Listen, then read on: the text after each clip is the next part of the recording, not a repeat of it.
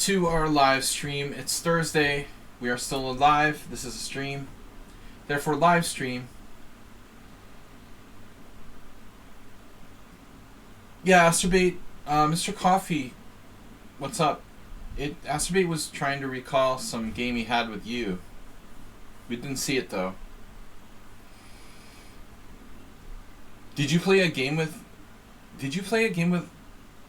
Asterbait on the stream? Like, I mean, in the tournament or something? Oh, you actually did on a Sunday. Not Sunday, but Friday. That is, the other Sunday. Okay. Yeah, no, I haven't seen it. Welcome everybody to In-Depth Analysis Stream Thursday. For the subscribers, we're going to do Arsenal's game today because he has to go to drinking club. Never want to be late to drinking club. Get a head start on the competition. So, Testosterone actually tried to submit a game last week, and I thought we'll put him first on the list, but he's probably not even going to come anyway, so he'll go to the next spot. Arsenal, you can go next.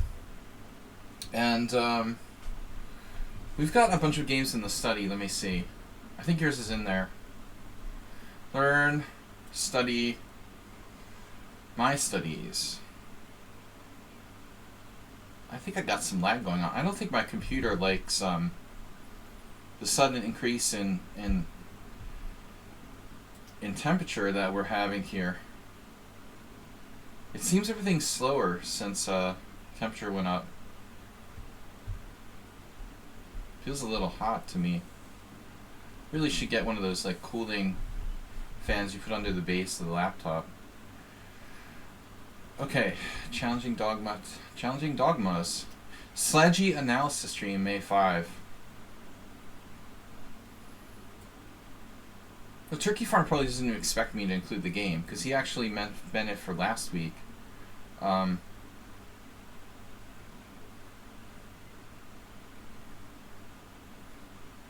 So here, game number 2. I've got a game from Testosterone, Arsenal fan, Jim, Sumaher, Asterbait, and Mule Skinner.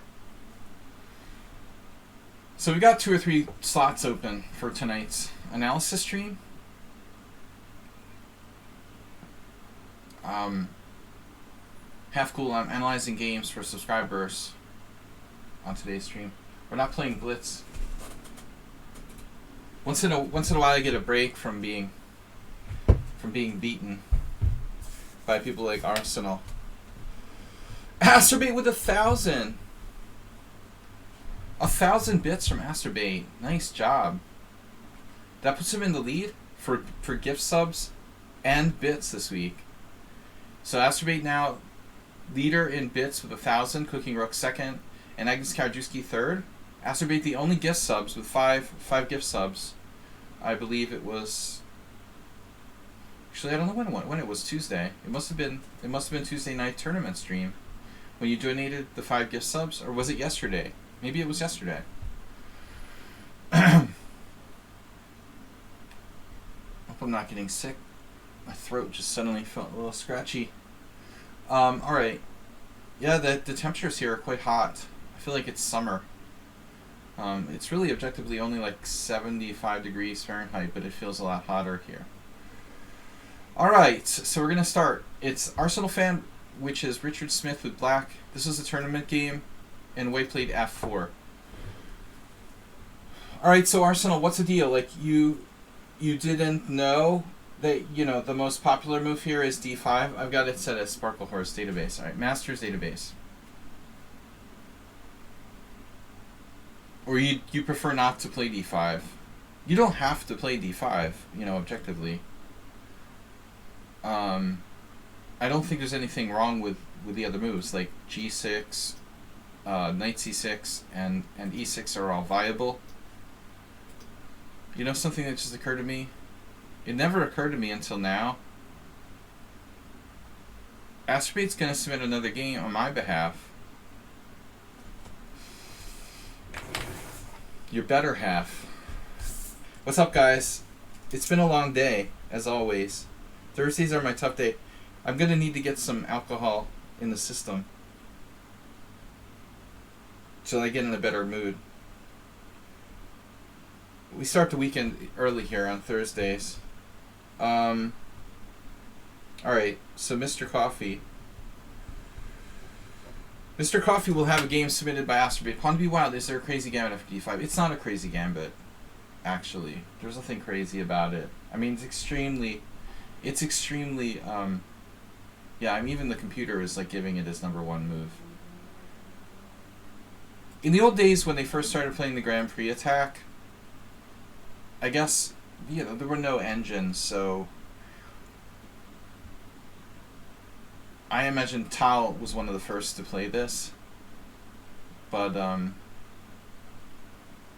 this f4 pawn, it's just like a weakness. If the position opens up like it does after d5, the white king is kind of open, you know, and the f4 pawn doesn't really contribute that much to white's position in an open game. In a closed game, it's like useful. But I think this gambit, ironically, like I lost against the guy Mas from Malaysia the one time that someone took the pawn against me. But theoretically, it's bad. So that's why, you know, Grand Prix players adapted and started playing knight c3 first, you know, typically, and then f4. I mean, that happened at some point in the late 80s, I guess.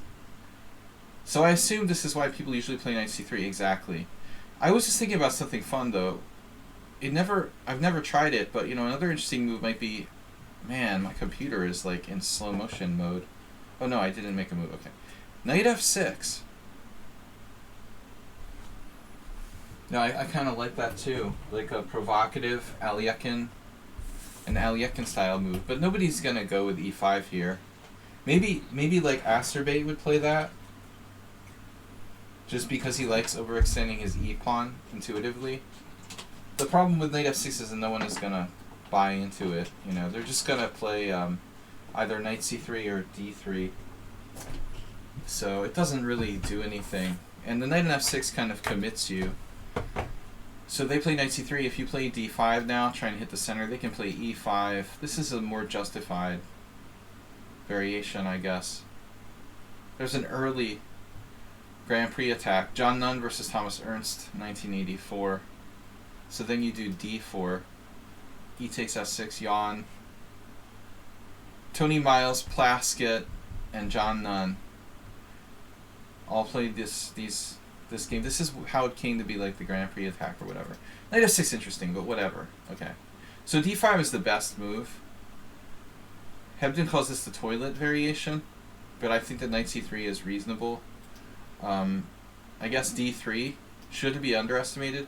By the way, if you get this, pawn takes pawn is not that good for black. You know, I don't think this is necessarily good for black. I had a game like this the other day, this ending, and I think at the end of the day, like, the pawn on e4 leaves white with a tiny advantage. So I wouldn't run for that queen exchange, giving up your strong pawn on the center, if that does happen. Astrobate, don't switch your submission, just include one for Mr. Coffee. I mean, black's probably okay, but I don't think that it's great. So I would just keep the tension. But anyway, okay, so g6, bishop c4. Yeah, I mean, bishop c4 not the best. White should go back, you know, to playing knight f3 or knight c3. To be honest with you, this is apparently a move. I think that's interesting.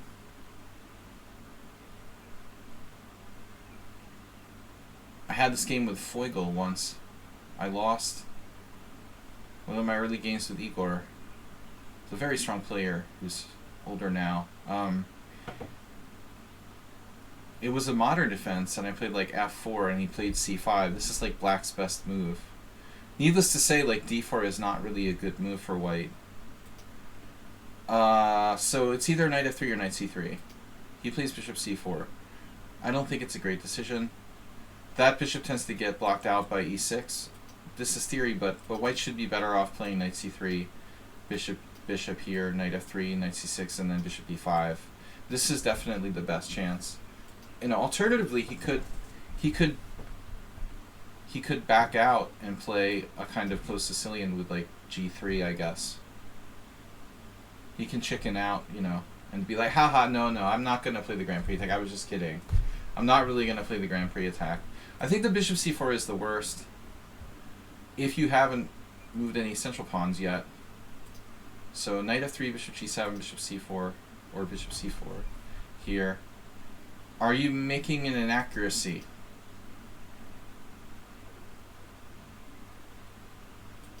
You know, theoretically, white is threatening d4. If white can play d4 and you've played e6, you could have weaknesses in your position. So I'm not certain, but you know, to be on the safe side, I would play knight c6 first.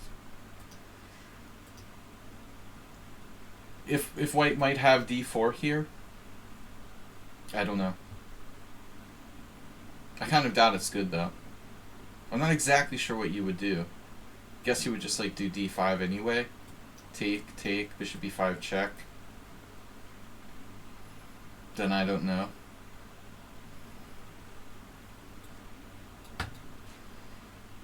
Collision on f4. I don't like white's bishop on c1.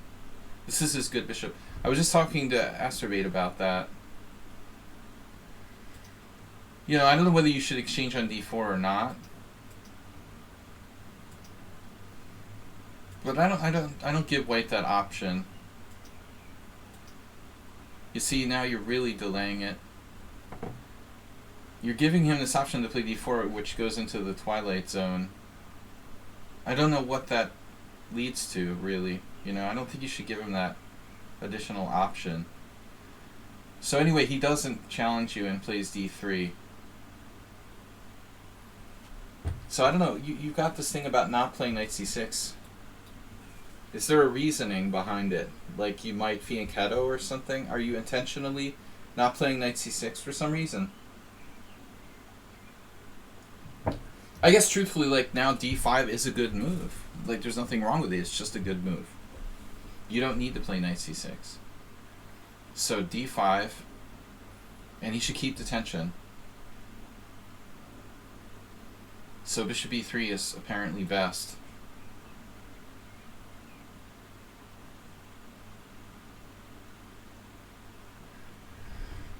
Bishop e3 apparently best. Now sometimes you can play funky tricks like b5. How does that work again? There's like a trap.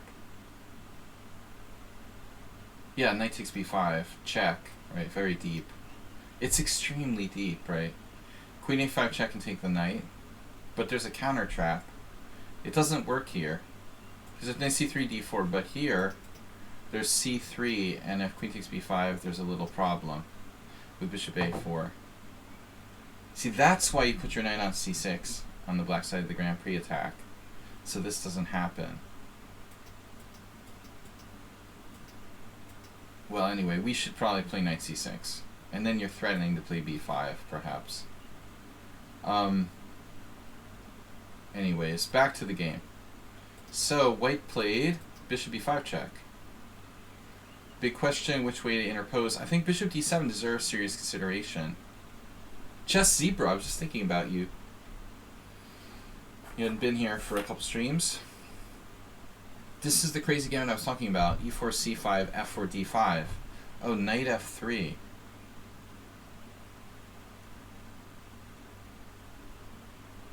It's not frequently played enough for me to really like lose any sleep over it. Pawn to be wild.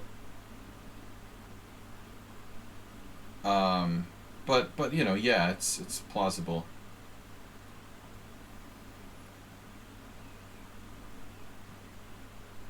Generally speaking, like good players don't really play the Grand Prix attack. It's kind of out of fashion. If I do encounter a player who plays the Grand Prix attack, they're generally like weaker. So I'm not too worried about it.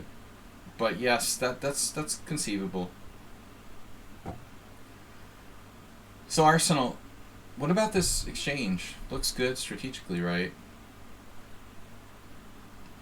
I mean, I like trading the bishop on c8 off, but you know, if d5 gets traded off, it's not on the most active square. So, huh? Alright, anyway. This is a totally normal move. And now we like transpose to some kind of position that's very typical. Black has a huge score here because white, like, technically, I guess, made some kind of inaccuracy. I mean, putting his bishop on c4 and then having to go bishop e5 check is basically like losing a tempo.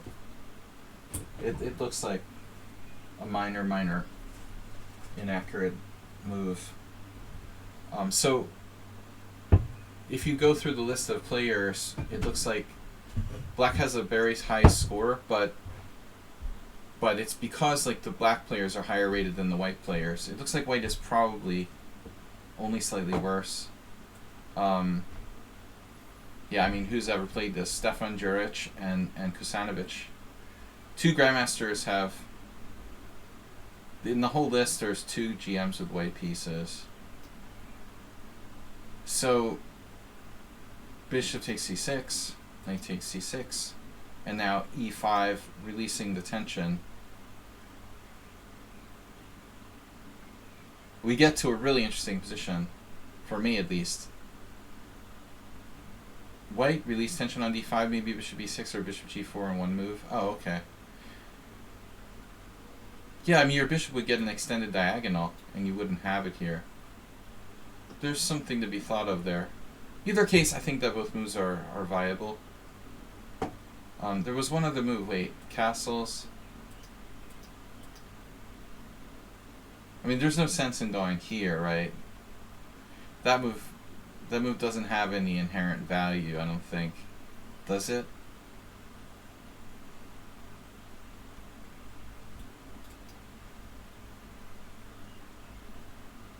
If you really like, I mean, if you really have a fetish for bishops, I guess you could play that. Those with the bishop fetish might appreciate. Cheesy noob not on board. Holy shit. Oh my god, freeze the camera here for a minute. Whoa, dude.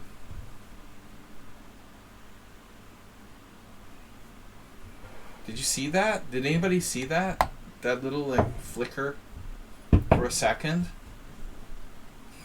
It reminds me of Tony Miles in The Dragon. Black can play king f8. Mamma mia.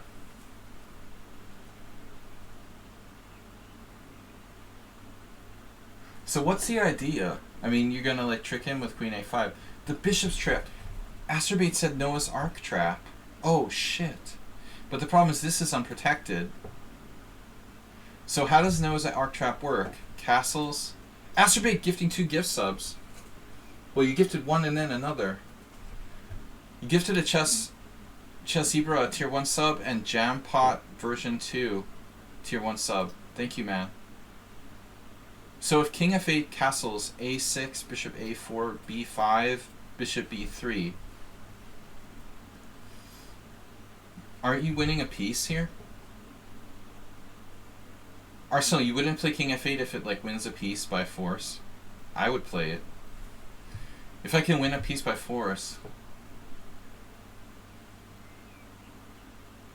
I think you're winning a piece by force. You don't like this? I mean, you don't like that locale? You don't like the location of your king there, dude? Little suffering. I'll go through. I don't mind like suffering a little bit for a full piece. Can he play what?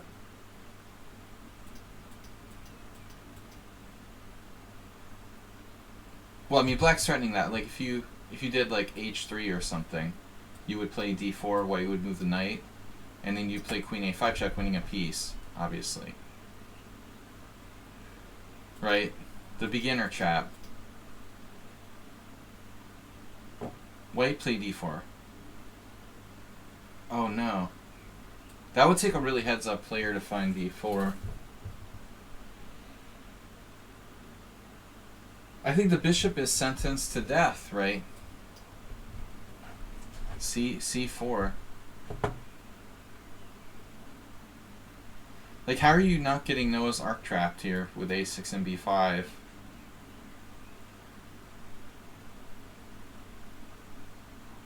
It's interesting. I mean, it's true. Maybe white could do some kind of desperate piece sacrifice, and your king is a little shaky on the F file. But it definitely, if you like winning pieces, this is a serious consideration. But it takes an outside the box thinker to find that move. Asterbate might have seen this. He said Noah's Ark trap before. So when we talk about the Noah's Ark trap, I'm thinking about like trapping that Roy Lopez bishop with C4. No, the thing that bothered me, the initial thing that bothered me is the queen's not protected. So if we have like castles, you know, there's this A6, bishop A4, B5, bishop B3, C4, takes, and now we're pinned, right? But the problem is queen B6. Check. Yeah, and then white really loses a piece. It appears. I don't know, king H1 takes. I mean, there's some crazy stuff like that. You gotta love this mate on D8.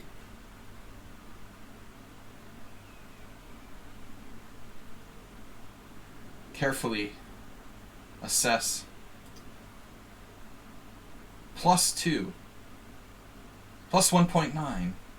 But let's go back to see what the computer says about the initial position after king F8. What's white's best defense? Castles. Castles, A6. Bishop A4. B5. Bishop E3. We must have missed something. Oh, the engine wants to play queen B6 right away. Wow. Well, anyway, it's the same thing. King H1 and then C4. DC4, oh snap. Yeah, it's basically a transition. DC4, bishop E3, queen C7. What a fascinating variation, you know. Bishop takes C4, B takes C4. It's the same exact position I just looked at by a different order of moves. And now white... Oh, it's Trip Chance's favorite game. The Grand Prix attack. It's the same thing, HTFP, going back to A4 with the bishop. You're just switching the move order. But we still end up in the same position in almost every line. Bishop C5. I love this. King G8. If I have to choose a side, I'm going to pick black. Anyway, it was interesting. Alright, we're way off course, though. So let's take a look at what happened in the game. Here. You know, we should mention, by the way... Yeah, this position never happened in a master game. All those other games were reached by different move order. But white shouldn't release the tension now. I mean, his bishop is blocked on this diagonal.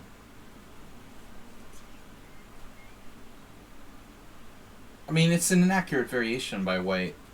So as far as theory is concerned, Chess Zebra, it's not really like theory per se. You know, I mean, white played the opening inaccurately, and black actually employed a weird move order himself.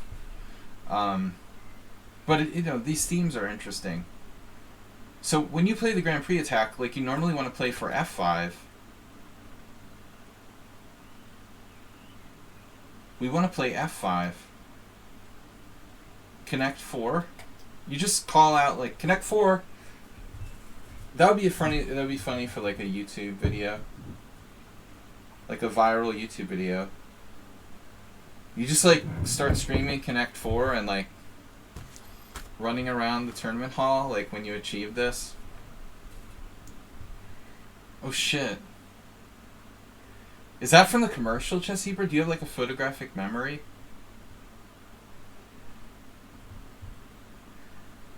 Damn, dude. Chess Zebra has photographic memory. Do you have a photographic memory?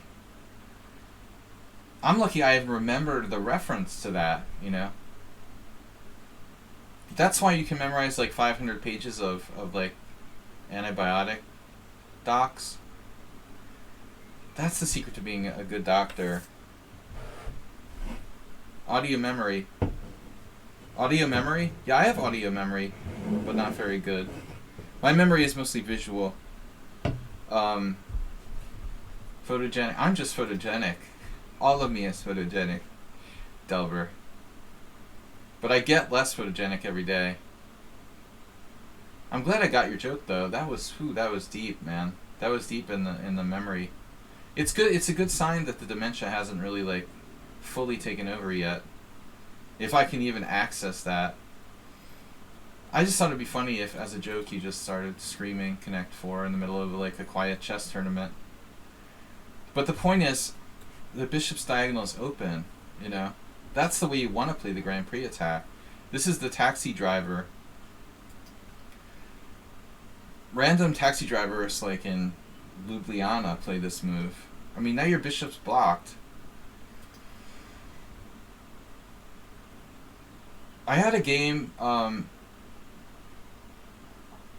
don't know, on the stream. Actually, my teammate had a game like this. Sebe Attila, Grandmaster, last year, we had a game in the Budapest Team Championship where he had a bad position against like an FM or something. He ended up winning the game, but he did basically this. And he had a very similar position. It like went south, and somehow like White got the advantage and then later lost. But I think from my perspective, this is one of the toughest things. Like, are you going to attack the head of his pawn chain with f6 and let him like go fully Nimzovich style on you? Or do you just like let him have the king side and try something else? I've never been a huge fan of this structure. Do you just like say, okay, the king side is yours, I'm going to play in the center and the queen side, or do you take active measures to get counterplay now? But I mean, this move is a little on anti-positional side on some level. That's the big question. You know, active players will play f6, but I'm not certain it's the best move. Yes, and I wanted to mention that, Arsenal, because you played the French in the past. I think, you know, and a lot of Sicilian players do play variations where it's more French-like. There is some relation in a lot of lines in the French with e6, but what are you going to do? I mean, it would be nice if we could play like d4, put the queen on d5, put the bishop on b7, and like just plow down that diagonal. You have a beautiful white square bishop, right? But the problem is he sticks his knight on e4, and then we have no way to like get it off of there. So with a knight alone, he can basically like counteract your entire like long diagonal just by sticking a knight on e4. So it opens up a lot of questions. Fisher said you have to give squares to get squares, but like, is this worth it? To give him that square to get that square? Exactly. You know, so it's a really tricky situation. If you see here, like someone played a6, that must have been Acerbate. Acerbate a6 loves. Acerbate loves to play a6 randomly. I mean, I'd love to play b5 if I could, but it looks like he just eats it. Maybe, I don't know, b6 is a move. a6 seems like he's just trying to play b5. I guess I like f6, but we've got to be very careful. So what does the computer say is the best move? And the only other move that the computer likes is bishop d7 followed by f6. And this is what Kishlinsky did. I don't know this guy, but I think is a GM now. Queen e1, and then f6 on the next move. So bishop d7 is this like really principled. He just waits one more move, gets a little more development, and then breaks with f6. But I don't like a6. It looks slow. So you're challenging him in the center. Here, here, here. You actually transposed. Wow.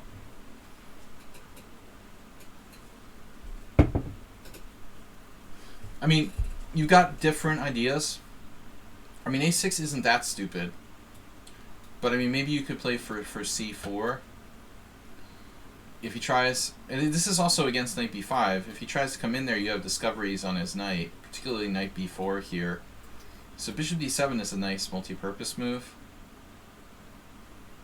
Wow, the guy played exactly like Kishlinski's opponent. Queen g3. You know, to be honest, this kind of sucks for white. I mean, the idea is to play like queen h4 and go for like bishop h6. First of all, he blocked his bishop, so he's just trying to defend his pawn, but he has no real forward plan. You could keep the tension too. I don't know if you should release it. Wow, exactly the same game. And that guy played b5. But I don't know if that's the right idea.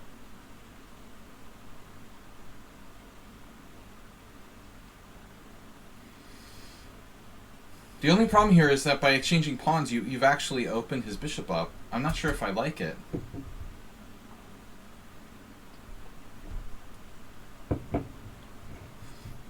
I mean, let's think about like what you gain and what he gains from this exchange. I mean, he's not really threatening anything, so shouldn't we keep the tension? Honestly, like, Homie's move with a6 is really uninspiring. I'd almost rather play rook b8 than play a6.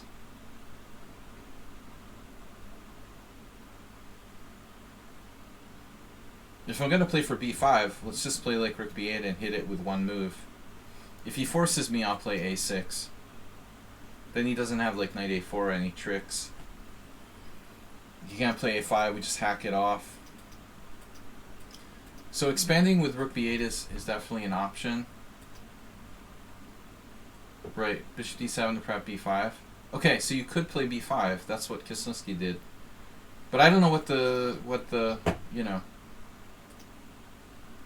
Oh, he took on e5 as well. So what's up with this? Takes. Do you do knight b4? He gets into a very active position, or he could go back actually, and you're down a pawn. Yeah, that's not convincing. So we can't really do it.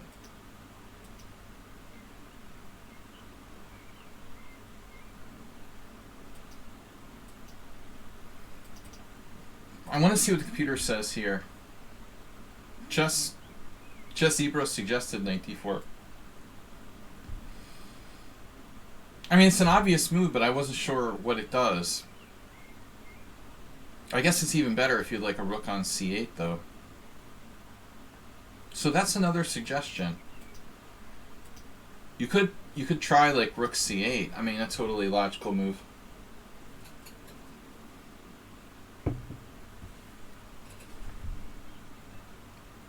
Although it's kind of telegraphing that. Rook b8, rook c8. The computer now likes takes. Wow, takes, and look at this. Rook f5.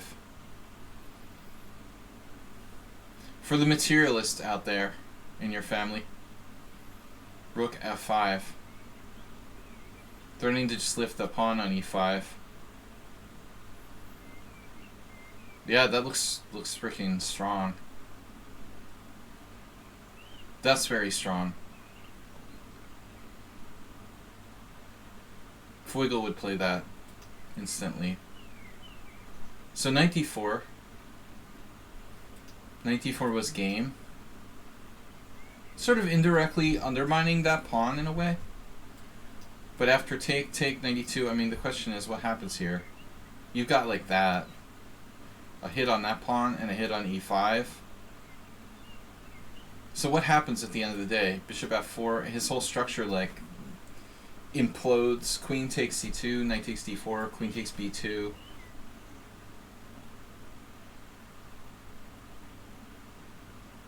I think like any like hardcore French player would be happy with black's position. But it looks like white can hold it together. Just about hold it together. You could like theoretically, well, you're just up a pawn here actually. Yeah, you're just up a pawn, so that looks good. b5 was interesting. Do you have queen b8 or something? I can't believe he doesn't take it. What was your point? You're going to play queen b8? Doppelganger. Knight takes e5. Oh shit, you have a... Oh, you just have that. Okay. You just want to take right away. So takes. Do we do this? I mean, you even have stuff like queen f6 check. I guess not, because of bishop f4. I mean, it's plausible, though. Yeah, this is just very good. You know, though, if he does, like, walk away and, I mean, secure control of e5, if he can nail down control of e5, he's okay, I guess. Yeah, French tactic. Okay, so he doesn't take the pawn. Bishop f4, that's horrible, right? See, that's the whole problem with this position. He's, like, attacking his own e5 pawn. Now b4. And theoretically, he could play knight b5 here. He does that? Unbelievable. Oh my god. And now if you take on e5...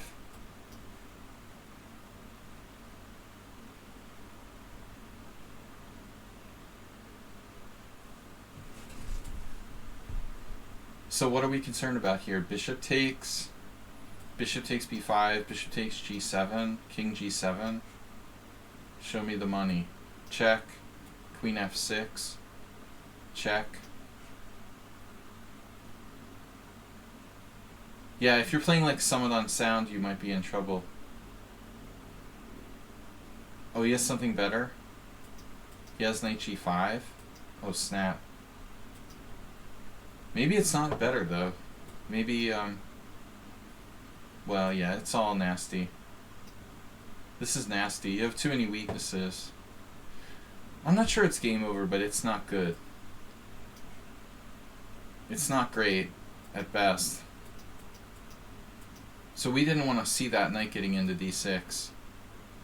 What about something exciting, like rook takes... Can we do, like, rook takes f4? Queen f4, knight takes e5. Too invasive. We're just getting ripped apart. Yeah, that's the problem. Well, he gets in there. So you had to go into defendo mode. Nicely done. And I would prefer to, like, make you take on d6 if I was him.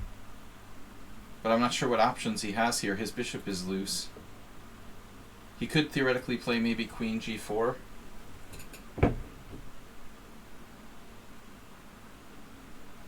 Then he walks right into freaking e5. Unbelievable. The tactical buzzsaw, immediately losing a piece. So he has no good move here. He has to just take it. And then you're out of the woods. Yeah, you just have two bishops and more space on the queen side. You're better. Now white makes the unthinkable d4. Oh, maybe it's not that bad. Maybe not that bad. Black's better. It's hard to break him down, I guess.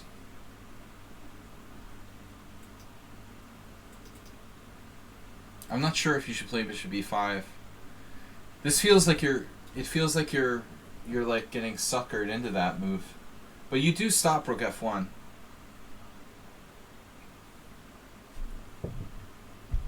I think you're slightly better, but it's not easy.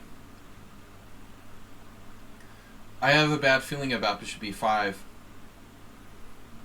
The only upside is that you prevent him from doubling rooks. Maybe it's worthwhile, I don't know, but it's also likely to get hit by a future. So you need a plan here. I think he should play rook f2. Perhaps. Here. We'll call you like Rouge and Jacobian Jr. For the love of the French defense. Dude, you did it? You sacked your rook on f3? Unbelievable.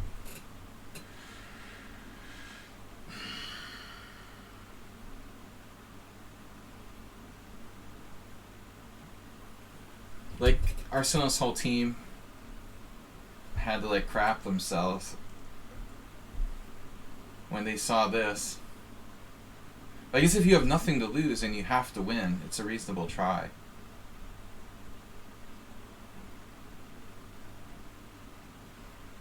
Like, objectively, okay, if we're not going to sack the exchange, we probably don't play queen b6. No, my instinct here is that you're better with a more controlled approach, but I'm not sure exactly what to do. I mean, this pawn looks weak. That knight's coming to d4 all the time.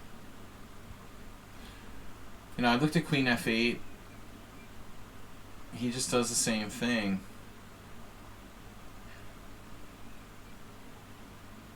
I guess there's various ways you could sack the exchange theoretically. You could play something like rook c8 take and take here.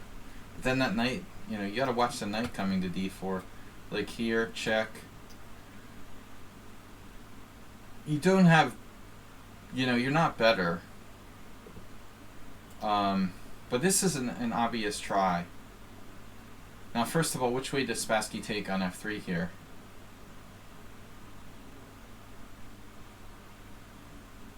The bishop needs to go back to f2. Man,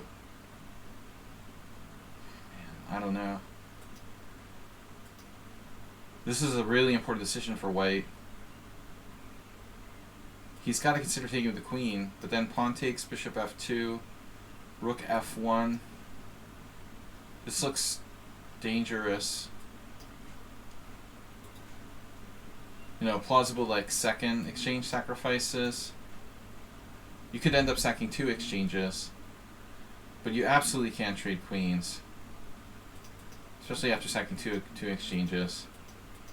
I don't know which way you should take. Okay, you sacked a pawn. Sacked an exchange for a pawn, but d4 looks loose. He can pick that up. How about the f file? This is really tough. Should you move the queen and try to take on c2? I guess you can wait till next move. You went for the a pawn. I was thinking of going for the c pawn.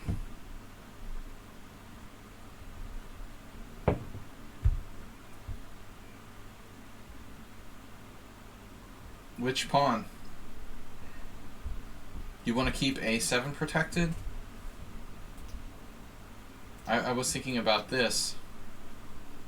I mean, I guess he could play anything. He could play like rook d2 or something, just guard it. The a pawn's harder to protect. Wow. Now we're like fully concerned that Arsenal is going down in flames. He's down an entire exchange. Taking on a2 allows rook takes b4. It doesn't seem like black has enough compensation here. But it's never going to be like easy for your opponent, because his king is not completely safe. Even if he's just up a clear exchange.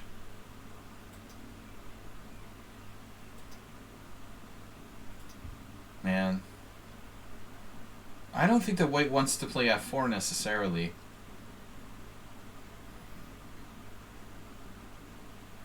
Oh, we were going for bishop e2? But it doesn't even really do anything, you know? Bishop e2. I mean, he'll still just play f4. But I feel like f4 weakens his king side. I know he wants to secure the pawn, but he's giving you the g5 break, and he's weakening his white squares. I'm not sure he wants to play f4. I think you should have to force him to do that.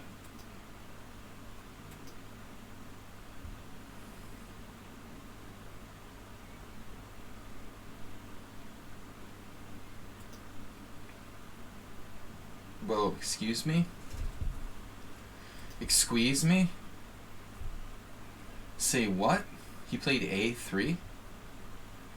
Okay, so let me understand this.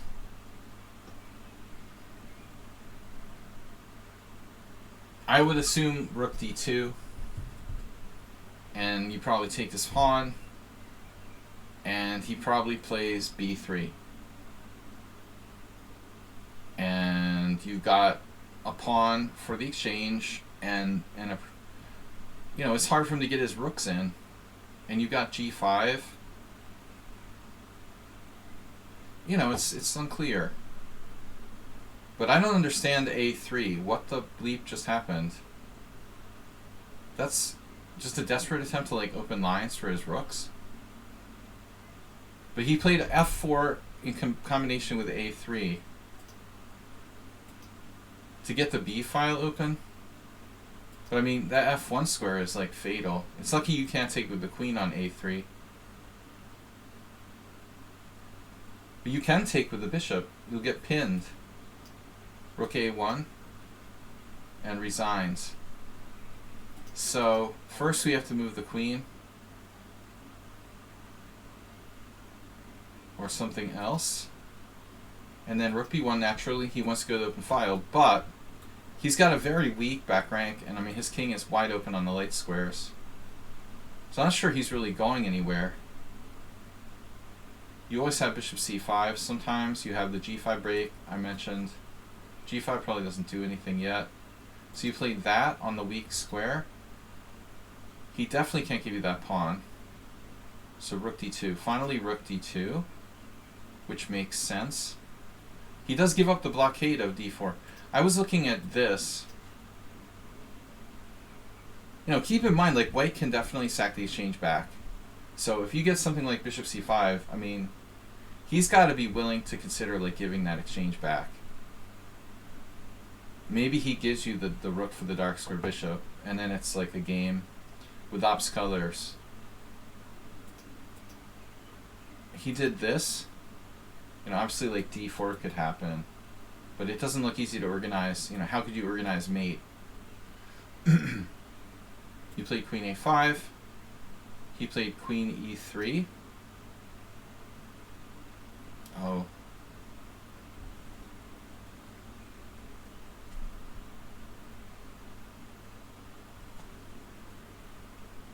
Whoa.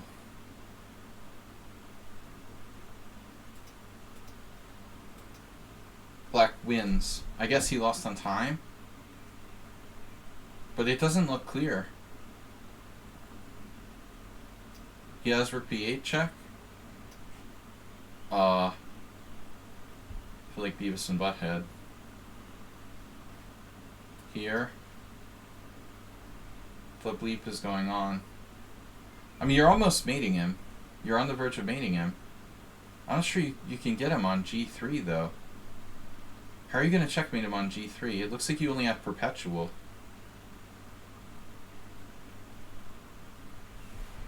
No, you're not in immediate danger. Check or something here.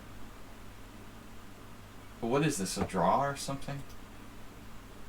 Oh, you're actually winning. Wow. He doesn't have any access.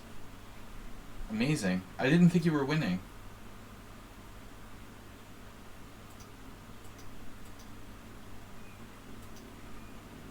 It's a tough position for him.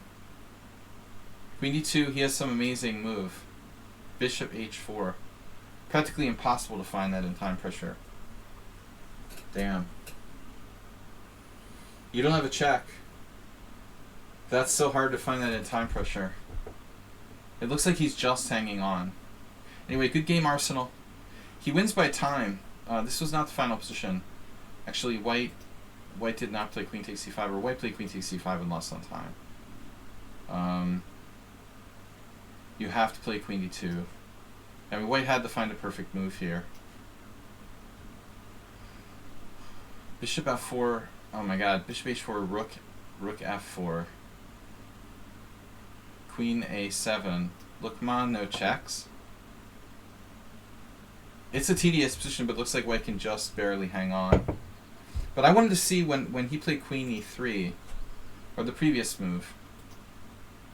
Here. So queen c3 was the best move right away. He played rook d2. Yeah, wow. So my move was the best move. Wow. Queen c3. As I said, I mean, bishop c5, he could sack the exchange. But the computer doesn't think that's even necessary. Alright, man, good game. Well, interesting battle anyway. Lakey, it's still possible. Alright, Lakey is last. Last but not least. Thanks, everybody. Thanks, Astrobay, for donating 1,000 bits. And for the gift subs. Stardust. Next stream is tomorrow morning. Slow Blitz Friday. Simul Sunday. Next game. Now we're back to Testosterone. Back to study. Testosterone tried to submit this game for last week, but I didn't have time. Arsenal, get ready. Good luck for your last game. So Testosterone, not here today, but did submit this. I wanted to get it in there for his sake. I don't know if he drops by the stream or not. Testosterone with the white pieces, playing e4. Not another Grand Prix attack. Another closed Sicilian. Yuck. Testosterone likes the... Wait, he likes the bishop b5? I thought Testosterone played f4.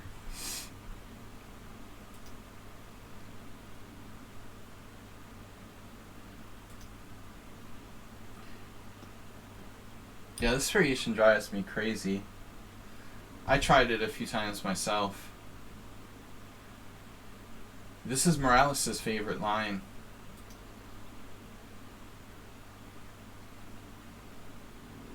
I had a game, I don't remember, like 3 years ago against Mark Lyle where I managed to beat him in a like drawn endgame or something with black. The first one I've had in a long time in one of these.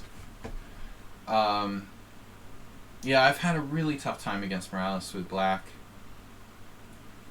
So anyway, white has two primary moves here. Knight f3 and bishop c4. And knight e2 is also... What's wrong with knight e2? I guess it's just not as active. So knight f3 or bishop c4. I have a million games, like seriously. Knight takes b5, knight takes b5. If I add myself to player, and then as black... What? I must have more games than that. It says like 5. I guess I'm thinking of a different line. I must be thinking of a different line here. The Grand Prix. I'm thinking of the Grand Prix line. Yeah, the f4. The f4 g6 knight f3. I'm thinking of this line. I have a bazillion games here in knight d4. Castles, knight takes b5. Yeah. 68 games only. Yeah, so this is like less common. So I play knight b5, knight d4, knight f3. It looks like I played a6 3 times. And knight takes b5, 5. I mean, e6 is a standard move.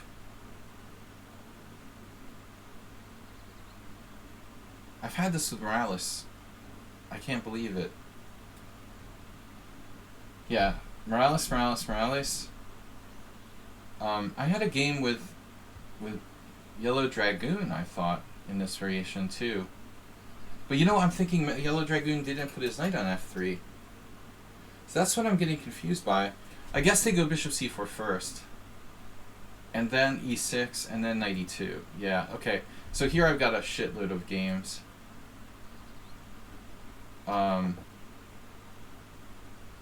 Nice win rates. Well, I mean, they're mostly people on my stream. They're not like players as high rated as me. I should have a nice win rate because the majority of my opponents are low rated. So we don't go by that too much. You know, I have a huge rating advantage over my average opponents. Nils, I did make it today. Man, it's getting humid here, guys. What's going on? It's like the first week of May, and I feel like it's July. I have like a t-shirt on, and I'm profusely sweating in Budapest in May. The first week of May. Alright, anyway, I'm a little bit, like, not used to looking at the white side of this. I'm trying to think. When I was white, I played bishop c4 in a couple of games. Can we see? I didn't play it on the stream. I played it in some tournament games years ago. I lost to Sima Towe once in 2003, and I had another game I lost in Romania.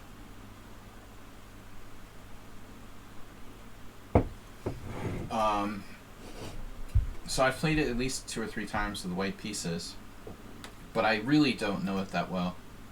But I believe that I always played bishop c4. Here, chess has run with knight f3, a6, now bishop d3. I'm going to go to the master database. Interesting. g6 is number 1 move. I believe it's similar to my game with Lyle. No, bishop d3 is normal. Oh, it's not the only move. You can go to c4. But if he was going to go to c4, he probably would have done it like in the other variation. If you're going to go to c4, testosterone, I mean HTFP, you're going to play it here. And then like a6, and then knight f3 or d3, and then like e6, and this will transpose to some kind of main line. Like, I have this a million times already. This is... I have a crap load of games. No, again, I'm wrong. I'm used to that knight being on e2. Yeah, this is confusing with the knight on f3. This is confusing me. Wait, I did it wrong. Not knight f3, knight e2. But a6 is an interesting move. This is more common. You know, there's a sack here. a6. How does it go? Like d3, b5, bishop e3, knight b3. Now we go to mainline theory. This is how I lost against Yellow Dragoon. Castles. I have multiple games. Multiple games to the black side.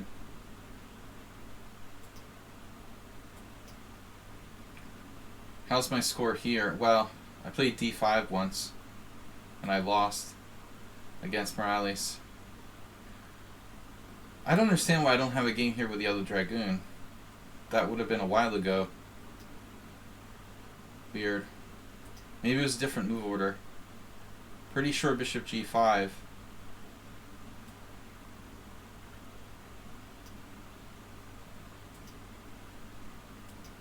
This looks awfully familiar.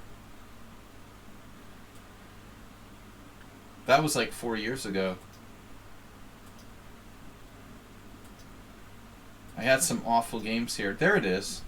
See, 2017. He basically copied, like, he like pasted and copied like Gawain Jones and just like stamped it out in this game against me in 2017. I learned my lesson here though. There's also the crazy game against Sparkle Horse, against my crazy game insert with Summon on Sound. Yeah, I don't like this one. Screw that, man. Anyway, let's just go back. A6 is a good move order. Here. Here. Now, I didn't know this was a move. G6, new to me. And now, really weird move, rook b1. Okay, getting the rook off the long diagonal. So this is apparently Fallujah. Okay. Wow, there's a lot of games. Gawain Jones with black. Seems like a good idea to play that against him.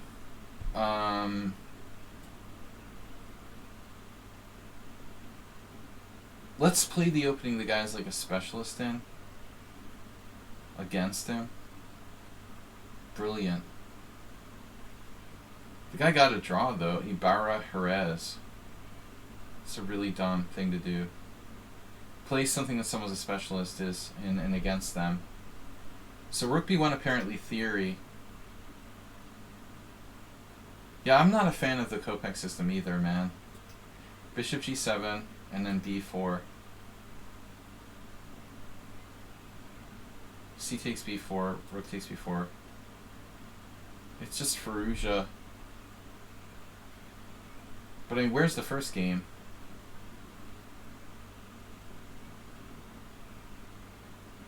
There's just these 3 games. Safarli's really creative.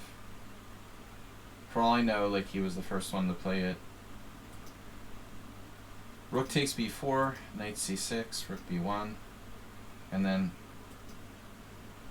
looks like a good game. Actually, Testosterone is playing this against the 2392. What's the time control? 15 plus 15? That's a huge increment. So he's following the Safarli game, but black plays d6. So why d6? I don't know. It's just a move. So white has like a majority of pawns in the center. The Last Samurai. Last Samurai raiding with Party 19. Thank you for the raid. Last Samurai, I believe, is a grandmaster from Turkey. We don't know each other. Thank you for the raid, man.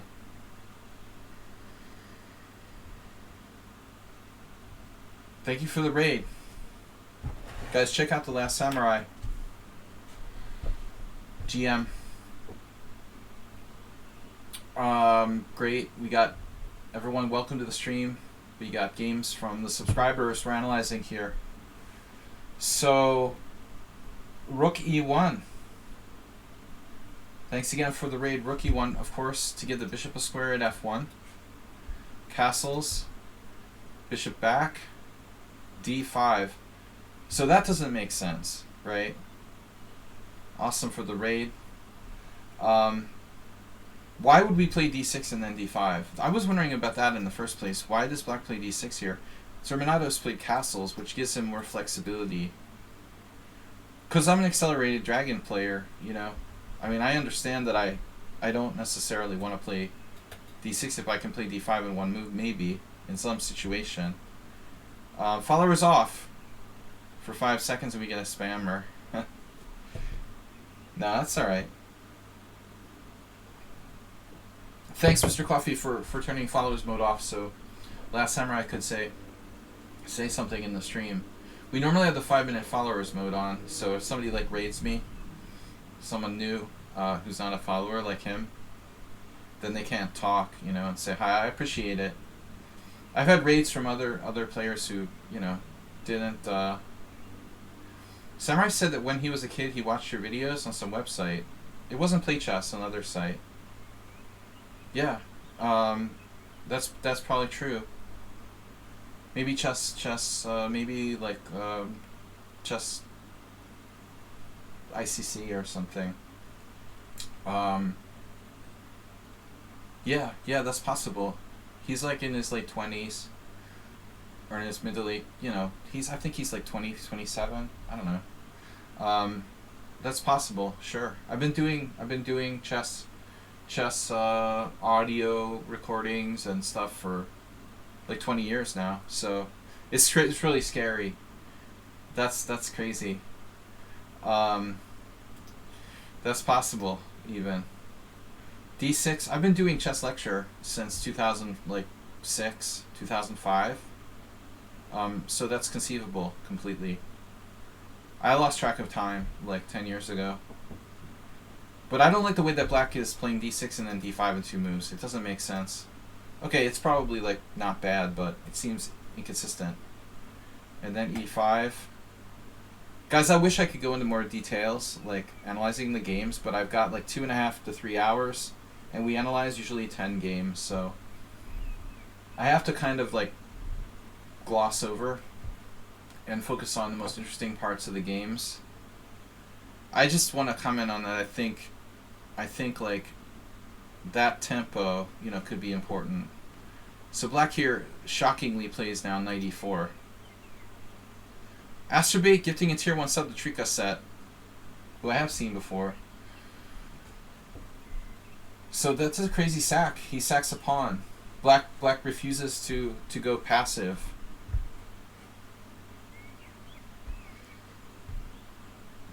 But this looks sus. Slightly sus, you know. I mean, that's the kind of move you can make. Thanks, Astrobate, for gifting a tier 1 sub to GM Last Samurai. That's the kind of move you could make if you're, like, playing Bullet, you know, or Fast Blitz. But I would think long and hard before, like, sacking a central pawn here. Black sacking his central pawn in a classical or rapid game.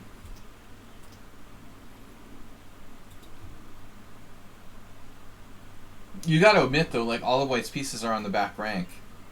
So it's probably not completely unsound. See, I thought he was going to go with, like, bishop f5, but that doesn't do much. b7's loose. And here, I think, really nice move by Testosterone, because I think most people are expecting something along the lines of, like, rook h4, or maybe, I guess, d3. Now, d3, like, hangs the e-pawn, and rook h4 just hangs the e-pawn and, like, loses total control of the center. Check out the center. I was just talking about this with one of my students. I mean, if we're talking about, like, fundamental principles of chess, probably the center is number one. I mean, most of the times I tell people, like, king safety, but objectively, like, the only other thing that's even close is control of the center. And black has excellent control of the center here. Probably better than white. But this move changes the calculus, I think. Queen e1, Queen e1 is an unexpected move. Because we're triple defending e5, that's a vital pawn, right? We're not giving any ground. Bishop f5 can be met by, like, maybe rook c4. This may be a critical question, of course. If I'm black, I want to get this pawn on e5, so I would seriously consider that. I think you should go for the central pawn, if you're given a chance. Right? The e5 pawn is really influential.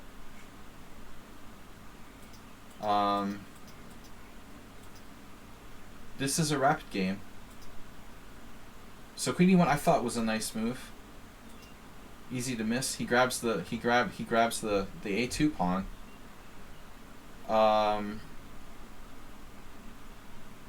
You can't. Your rook's hanging. He has to defend the rook at e4. But I mean, I think the interesting thing about this position is like, okay, white maintains that the key strong point on e5. So that's the kind of risk that black's running here. I mean, is that central pawn gonna keep black, like, tied up?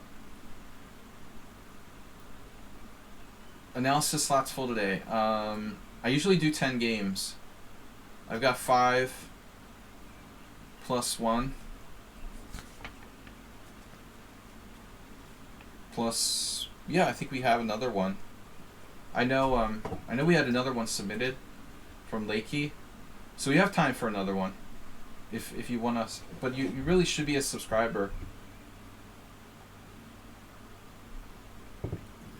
DigiWorld, you're not a subscriber. Weren't you, like, a subscriber a minute ago? Did your subscription, like, run out in the middle of the stream or something? I would have sworn, like, you just, like, logged in and it said you were a subscriber, like, 30 minutes ago. I think his subscription just ran out midstream. Well, we won't count that. If your sub runs out in midstream, I'll still analyze your game. He said my sub expired already. There was somebody, I thought it was you. I'm thinking of someone else. The Chess Video World, sorry. Your subscription did run out, okay. Dude, yeah, I mean, I've been doing chess lecture for... It's hard to believe. I've been doing those videos since, like, 2005. Exactly, yeah. Yeah, it's insane. It's just insane. So you're like a GM, and you saw my videos like 15 years ago or something. I mean, that's really unbelievable. That's crazy. I'm feeling old now. Um, Alright, it's not your fault. I started to feel old a long time ago. But yeah, we've been keeping the chess lecture thing going for 15 years. Still doing them. Yeah, that's amazing. That's awesome. Thanks for the promotion there. But that's cool. Thank you for the raid. No, I'm honored that some players have really, maybe become strong players with my help. It's good to know that like that made a difference. What's up, Asterbait? Thank you for the gift sub. So, I think this is an interesting philosophical game. Black grabbing that pawn on the side. Bishop b2. Will the center? Look at the center now. I mean, White's got dominant control of the center. At the end of the day, Bishop f5, very sharp position. Bishop c4. And now there's the queen. The queen's not trapped, right? He has a5 here.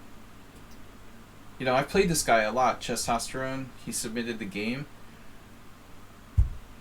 I don't know that much about him. He's a dangerous player, though. He's played some very good games against me. But this seems very sharp position. I don't have enough time to calculate. So now rook h4, and this is hanging. Black now played h6. Okay, what's going on?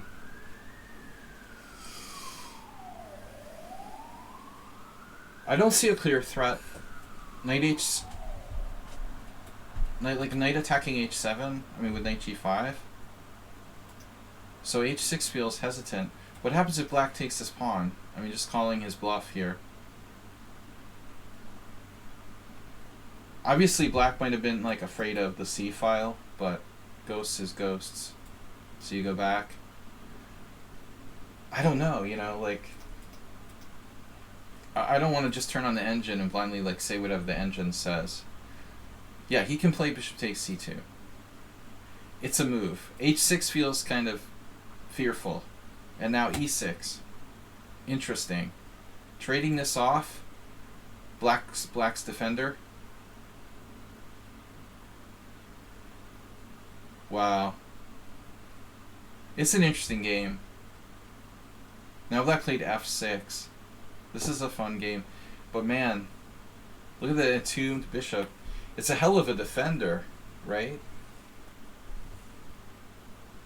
What's going on here? I mean, white apparently has taken control of the center. And now black's bishop is entombed. He didn't want to trade it, right? He could have. I mean, black could play like bishop takes c3, but he'll weaken his king side. So what do you want him to play here? Yeah, he has to do something. I mean, the only other option is to take. And that looks pretty sketchy. So this subjectively looks pretty much forced. And then white plays bishop b3. Crazy game. It's turned into a blitz game. Yeah, I don't like bishop takes c3. It looks bad. I mean, he's just taking on f7 with check. But theoretically, it's interesting. Okay, let's take a look. Here, there's also queen e3. Oh man, this looks actually pretty brutal. There you could preserve your structure. Even rook takes h6. Maybe works. I mean, this is getting very, very complicated tactically. I mean, maybe black is like queen f4. I don't know what's going on. But it's risky, needless to say. Allowing the exchange of darks for bishops is risky for black. I think he's safer not to do that. f6. And this bishop isn't entombed forever, necessarily. f6 is a good move. Now g5 is a reasonable move. And now rook c4. Yeah, it's a tough game. I mean, structurally, black is better. He's got this nice island over here, another island over here. White has this is okay, but the other pawns are kind of funky. The backward pawns on these files and the extended pawn on e6. If you take the queens off the board, I mean, maybe theoretically black might even be better. It's possible. I think white's attacking chances are the main thing. This is very passive here. Fear of outside passed pawn, another bank, you know. I didn't even mention it, but it is a passed pawn, exactly. Black has the outside passed pawn. So I think that white has to try to strike now, you know, while he has chances, because the endgame chances might actually favor black. I was thinking kingside, you know, so you would think this is a kind of weird move, right? If it was a blitz game, I would probably play like rook c5 or something and try to stir the pot on the king side. But it's hard to break through. What's he gonna do? Like h4? This is a very complicated position to try to do like a 15-minute analysis of what the hell is going on. I mean, I don't know what's going on. It looks unclear, and that's just a total cop-out. What's the engine say? Winning.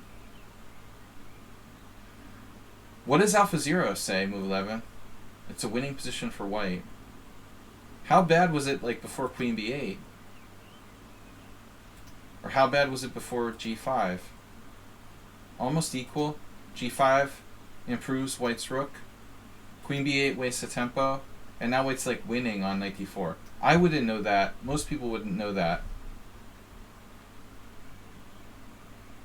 Yeah, it was very cool of Last Samurai to raid and tell me that story. How he used to watch. He watched my old videos. That's the first time I've had like a title player come on and say that. That's really fun. I've been doing this for a long time. Not in this format of streaming necessarily, but that too. Streaming now 6 years. So knight d4, amazing. The winning position for white according to the engine. But who knows? Because of this pawn, the space, primarily. But this is ridiculous. I mean, nobody in their right mind like plays knight a7 here. Dude, I'm sorry, not even Rockport would play that. The Superbet Open, Superbet tournament is going on. Rockport, my favorite lover of knight a2, knight a7, is playing in Romania, in Bucharest. So, yeah, knight a7 is insane. I mean, I don't even understand, like, queen b8. Why would you play queen b8? Okay, he sees knight d4, but still. Anything's better than queen b8. I mean, play, like, bishop g6 or something. Knight d4 is not the end of the world, you know. Why the heck is he, like, wasting a tempo here? And what's going on? We can't play b5. Why, you know, again, why queen b8? Why not like queen d8? Why do we have to go to b8? I don't understand. Focusing on the center again would be slightly better. This looks very awkward. It's like he's insisting on this diagonal. Now I don't know what to do. Move my queen again. I'll move my queen again. Now maybe I don't know, I can't play queen d8 because you just drop b7. You have no... Maybe knight a5? No, it's over. It's over. Black just played like very strange sort of passive moves for the sequence there. But still, you have to put him away. White's pieces are amazingly active. He has crushing space advantage with e6. Yet, there's no clear crusher here. What are you going to do? Like knight c6? This?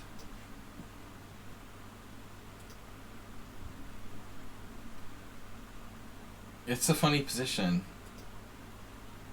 Speaking of hypermodern. Right. Actually, that looks like, wow. I'm still alive. He's happy he got his knight back in the game. That was a bad move by white. Yeah, knight c6 is a good move. The computer even points out bishop c6. Bishop c6 is even stronger. So white actually makes a mistake there, letting the knight get back to a good blockading location. Yeah, this wasn't perfectly played by white. F5 is kind of reasonable, getting that bishop back in the game. I said it would emerge. It does. It's not stuck in forever. So chess testosterone let him off the hook. The knight on d6 is now, it's now like in the game. This is a mess, dude.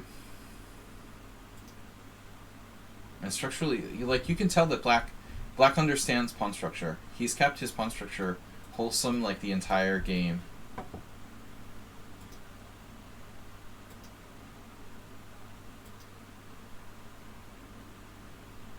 keep looking for some kind of crazy tactics. White actually loses this game. It looked like it started to fall apart with that rook b6 move. But I still gotta believe that white is okay here. You have too much space not to be okay.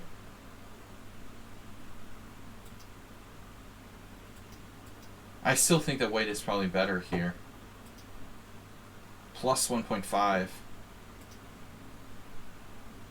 Playing with viewers live. 1 bit. But as I said, black structural player. You can tell. White has to act fast, or this offer will expire. So I guess you got to be very active here. I mean, h4. What else would you do? You got to play h4, no? Actually, how does he keep his dark squares under control after h4? What's up? Play poker badly.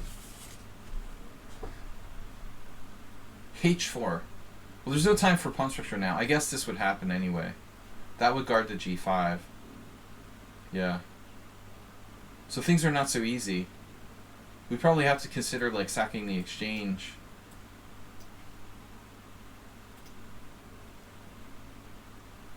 But I just don't know how and when. Maybe we have c4. But it's very easy for white to blow the game now, because black structure is so good.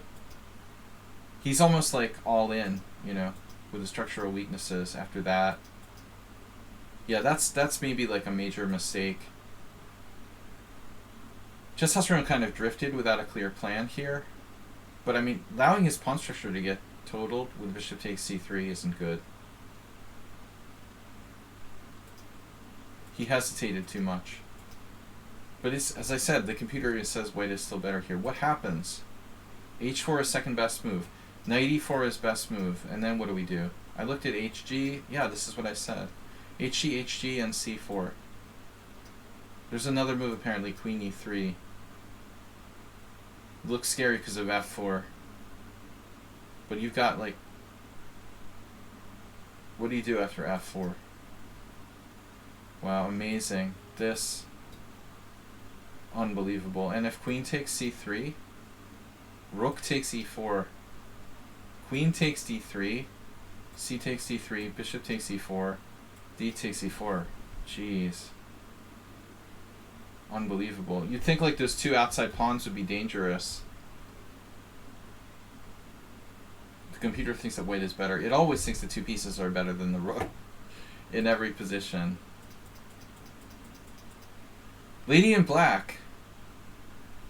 Did you mean Lady in Black? I always think that. We haven't seen Lady in Black in a while. Thanks, Mr. Coffee. No, but white lost control of the position. So he has to play h4 at some point. This was a really nice judgment, by the way, by black. How many of you would have played like king g7?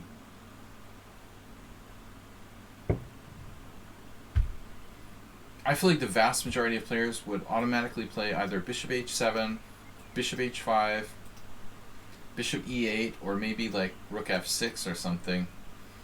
But to defend the bishop with a king, this player with the black pieces is a good strategist. He understands like knight versus bad bishop. He's paid careful attention to the structure. His only flaw was that he wasn't dynamic enough, and he wasn't really... Well, he played too passively for a period. But I think, like, you know, positionally he's a good player. Now there's this tactical problem.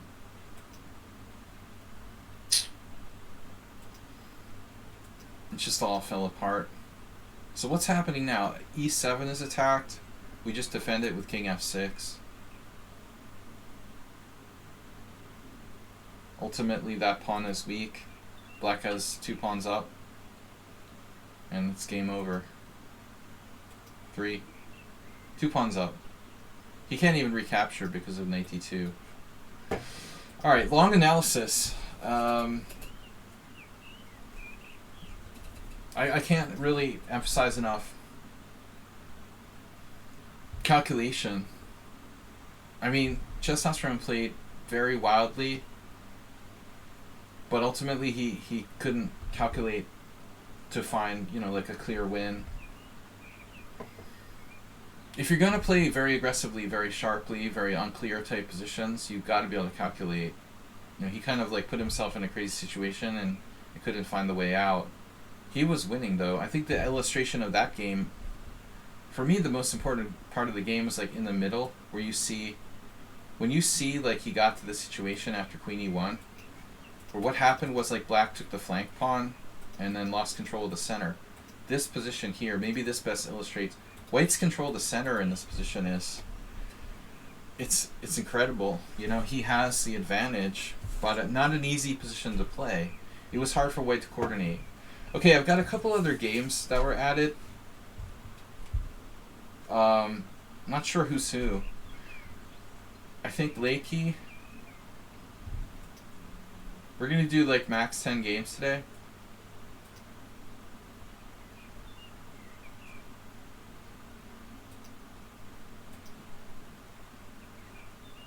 Thanks all of you for your support. Astrobate with 12 gift subs today. He's like a one-man hype train. Did you roll this, Sam?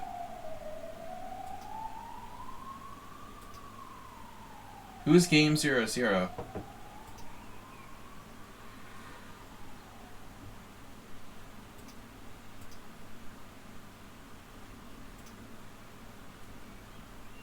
I can't believe how humid it is for the first week of May here.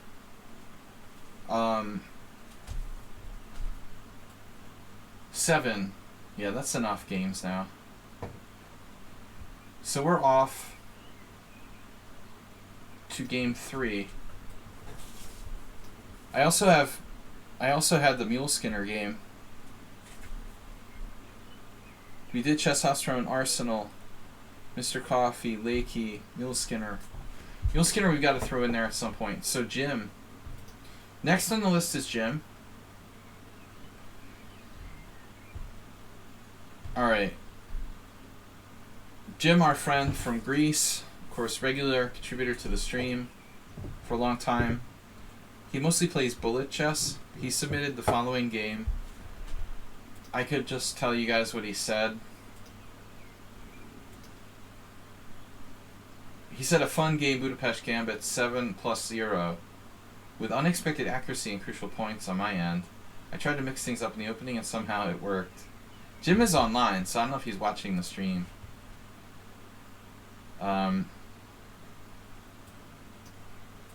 He's probably playing bullet.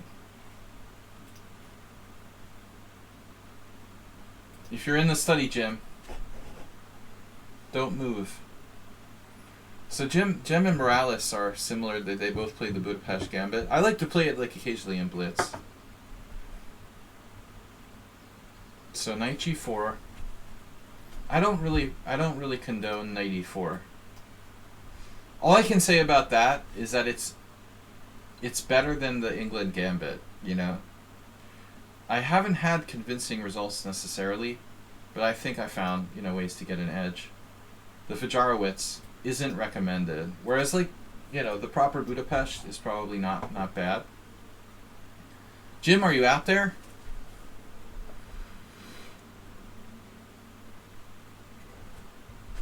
Yeah, we've had a couple people on the stream who played the Fajarowicz, Pawn to be Wild, with and they actually proved to me that it's not that bad. I've had 2 or 3 people on the stream play it.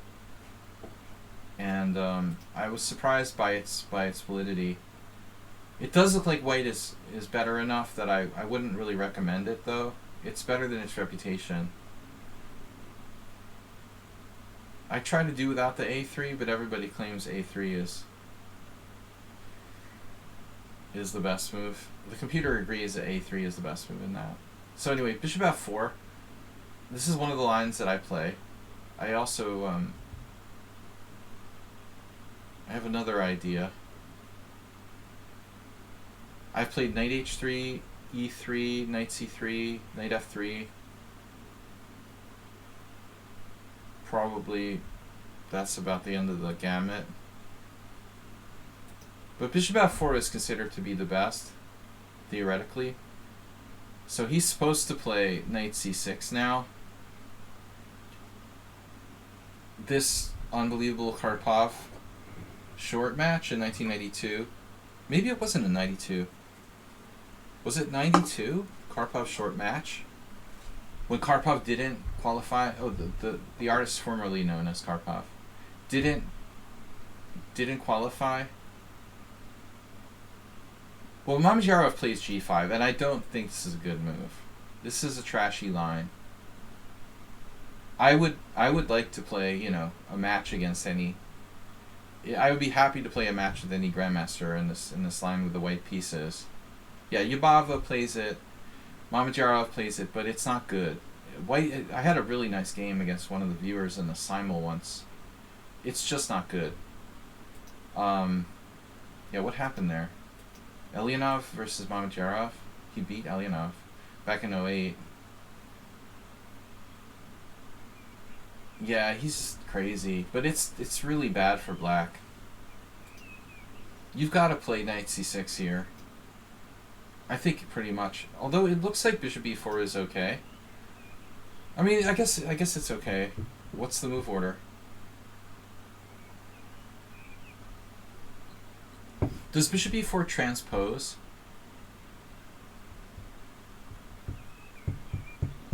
No, seriously, does bishop e4 just transpose? Can we just transpose? If knight c3, we transpose. If knight d2, we transpose. Maybe there's nothing wrong with this move. It's just a transpositional move order.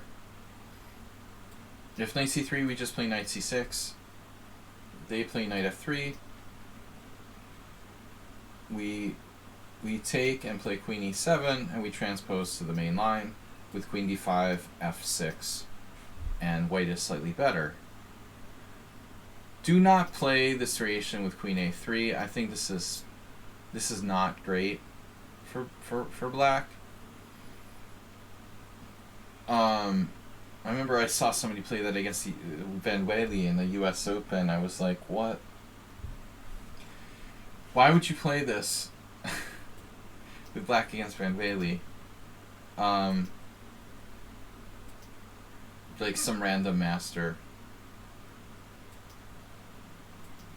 But I think, objectively, knight d2 is better. So, wow.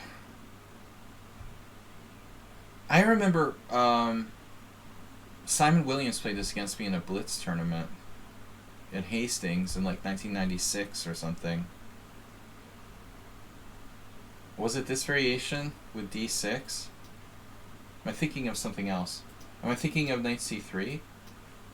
Thinking of a number between 1 and 6. No, it has to be this position. It must have been knight d2, d6, takes, queen f6, yeah. I think I don't remember clearly. I think I lost to him. He must have been in his teens, in his upper teens, and I think Simon was in the 2200s, maybe 2200. I was higher rated and I lost to him.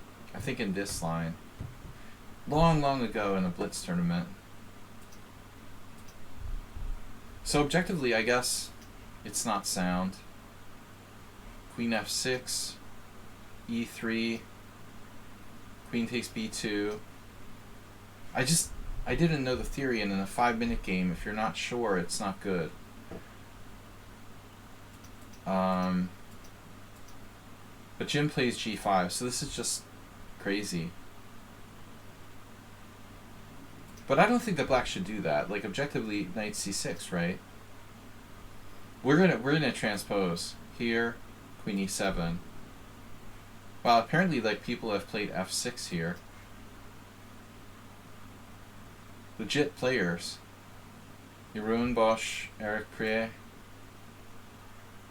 Dimitrios Agnos, Tuzan. This is an actual variation. Wow. Sacking a pawn.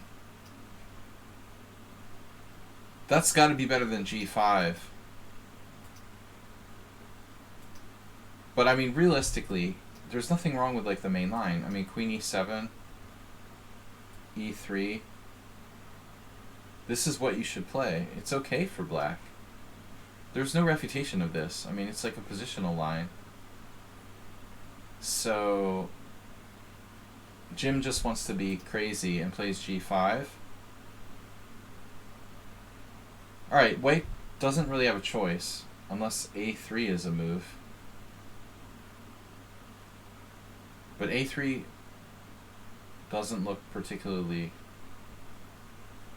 No, a3 doesn't work. Knight f2, king f2, or does it work? You could play a3, I guess. I mean, is it even good, though? Probably not. I mean, it's a little weird.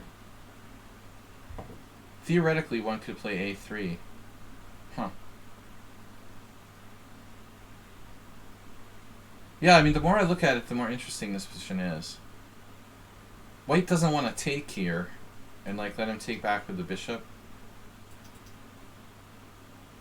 So he has to kind of do this, and then you have this, like, freaky position, which is hard to evaluate.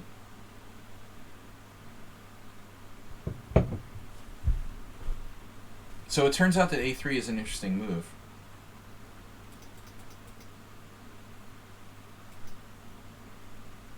It's also like the engine's #1 move. Shit. The more I look, the more I like. That's Larry C. The problem is like a3, bishop c5, you just go back. Uh-oh.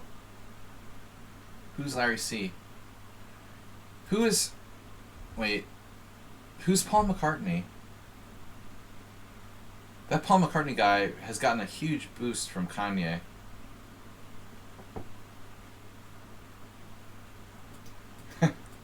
Similar. Alright. So g5, white just, you know, naturally plays bishop g3, d6, development. You know, okay, you can't blame white. I mean, he's like playing a fast... It's a 7-minute game. He's playing what looks like decent moves. Now take. Yeah, this is awful for black. The moment of truth now. You can play bishop c3 and trash your structure, or go back to g3.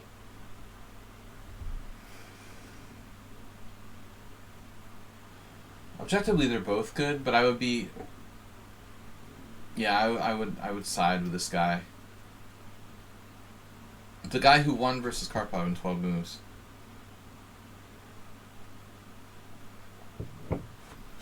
He's an old drinking friend of mine. So f5, wow. Jim is just crazy. The Mamajaro school. So that's our second sort of Noah's Ark trap theme today. Threatening f4, very subtle.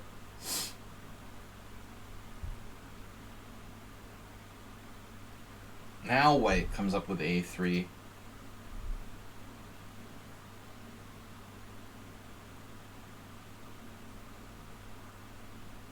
Only option, sadly, to go back. Notice, like, you're not trapping the bishop. And then white decides to play the London system. Yeah, black's king is slightly open. I mean, dog battle.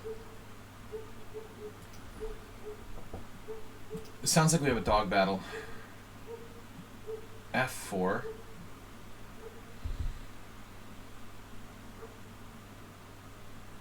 Jim not one to worry about is like the pawn cover for his king here.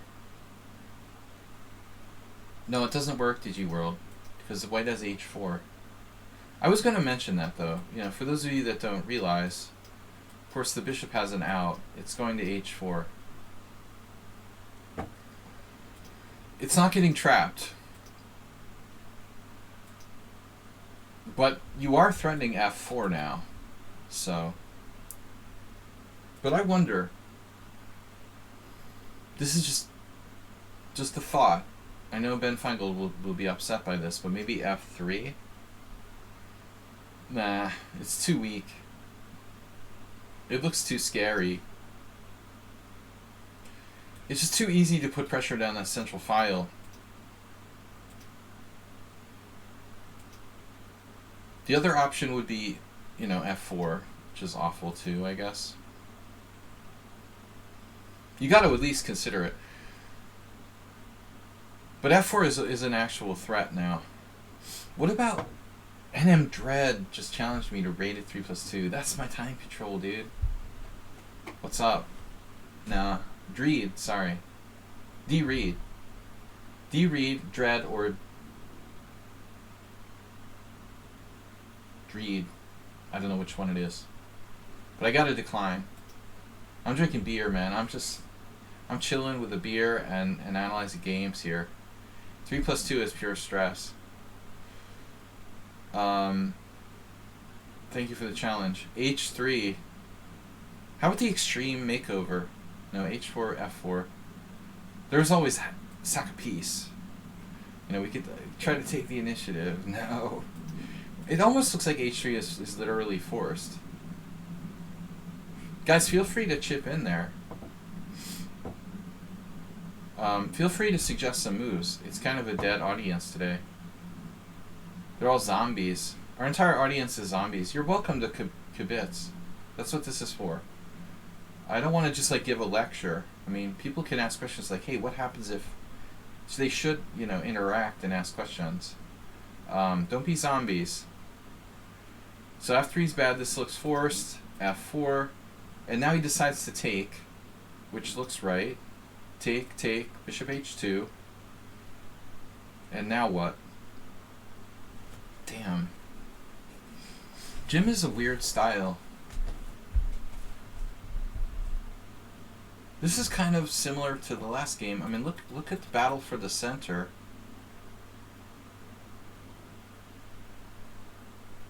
If we go beyond like material, which is overrated, black just kind of dominated the center here. Look at the way he occupied it with queen d4. That wouldn't be my first thought. I mean, of course, I want to develop my pieces. I think queen d4 is a pretty extreme move. You know, are we going to do like bishop h4, bishop c5? Fundamentally, it seems like knight c6 is a no-brainer, you know. But I mean, is white getting out of here fast? That's the problem. Like, there's no time for routine moves. Here and bye! Nice knowing you.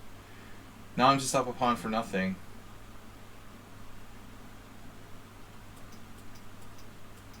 What was wrong with f3? But when? Like, I suggested f3 as an alternative to h3. But this is pretty weak. Yeah, I mean, this definitely deserves consideration, but we're going to pile up more pressure here. Yeah, I don't think it's better. I certainly considered it. No, it looks like what he's doing is right. And now queen d4, probably a like really important moment. I mean, the queen is too strong here. It needs to go.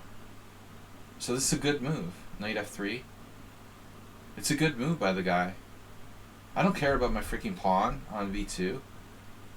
And I'm not going to trade queens, so Jim has to take the pawn. Now what about queen d4? I mean, if white could trade queens...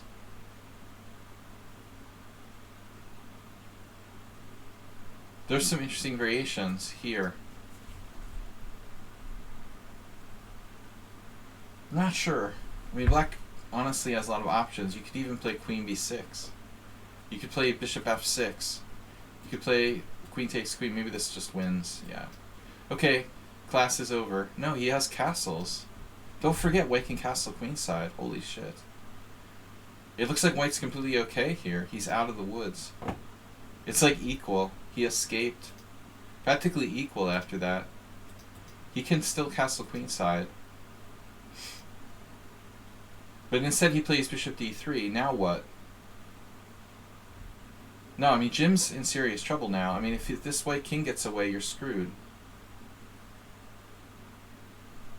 Yeah, if he got away, he's screwed. What's the engine? Yep. Queen d4 number one move. Queen d4 not number one move. What's wrong with queen d4? Bishop f6 right away. You go into the ending, but a good one. You got a bishop c3 check. It's really nasty. He's gonna have to walk over here. Yeah, like, you don't want to be white here against a grandmaster in an endgame. Not that these guys are grandmasters, but I'm just saying, in my experience, I feel for white here. This looks really, really tough. White could seriously be like close to lost. I wanted queen d4 to work. What about bishop e2? Is that better? Because like check and then king f1. Worthy of consideration.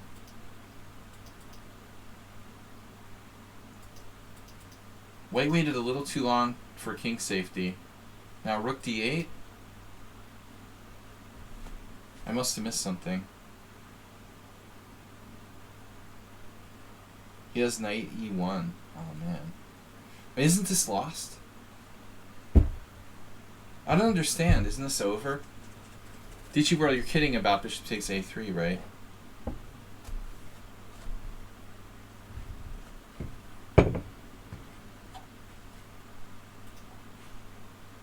The number one enemy of amateur players is like materialism.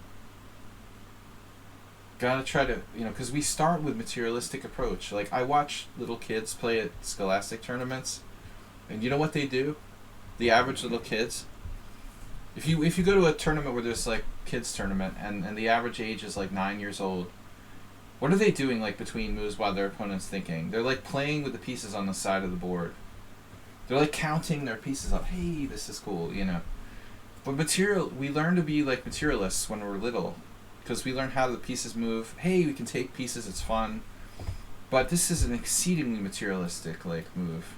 I mean, there's no way I would even consider taking that pawn. I know that you're talking about the earlier position, but there's no way in a million years I would take this pawn. After queen takes b2, bishop d3, this is never would play this move. After bishop takes a3, white is safe, and material is equal, or maybe black's up a pawn, but now black's king is the one that's vulnerable. You've got to act now, So, what I was wondering was this, like, what's up with rook d8? I don't understand, like, why is white not losing a piece here? Jim said it was surprisingly accurate.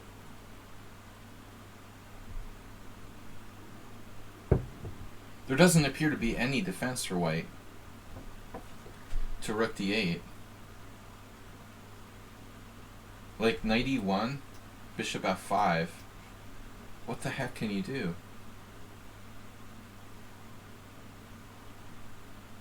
Trade queens, right? How? I don't understand how white's not like losing a piece here. It looks like he's losing a piece. I mean, the only move would be sacking the queen. You have to sack your queen.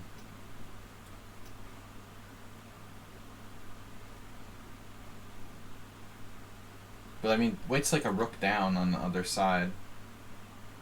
Queen c2? You have that? Oh no. No, you don't have it. I mean, I have bishop takes here. On the previous move, you never have it. You don't have time.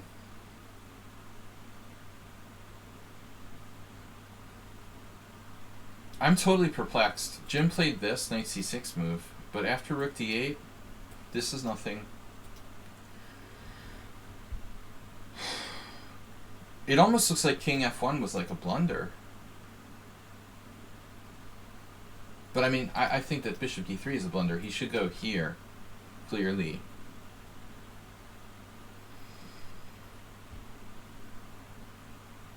And now check, king f1, but that's much better than getting pinned by rook d8. Now rook d8, we can move the queen somewhere. So I don't get it. Do you guys see anything? Because I don't get it. I mean, looks like Black's just winning here. Knight e1, bishop f5, threatening to take with check. I mean, what do you do? You're losing a piece with check. There's no defense.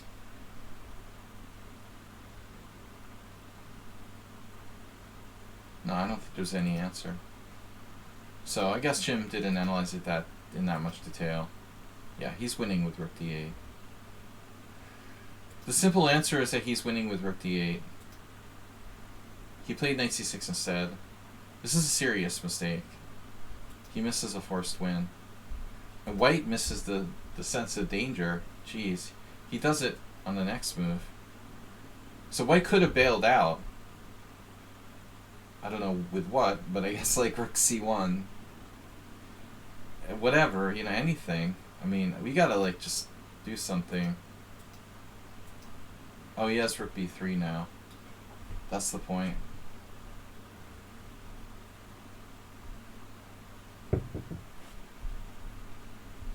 I almost thought Jim has queen c4. But it's check. Surprise! It would be a good move otherwise.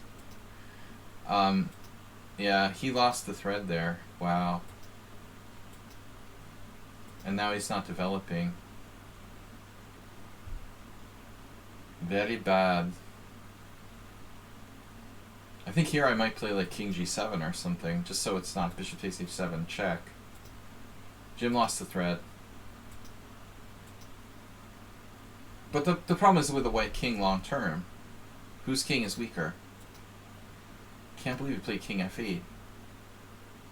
Why king f8 and why not g7? He must have seen something he didn't like. Something with rook g3. This seems like a strange move. I mean, you would definitely choose like h8 or g7 rather than f8. I do nothing but like criticize Jim's play. A nice move. This was a killer. He found bishop f5. Did that hinge on it? So if my king was on g7 and you go here and I play this, Jesus Christ. Bishop takes f5, queen f5, rook g3 check. No! I have king f6. But, you know, you're trading queens and then going into the endgame. Anybody's game. Do you guys think, like, Jim actually, like, sort of planned that? Like, he put his king there on purpose? Like, he knew white was going to play rook d3 or something? Here, bam. And now there's no discovered check. Would h8 have worked? If you go to h8 and then white goes rook d3, no, now it's perfectly safe.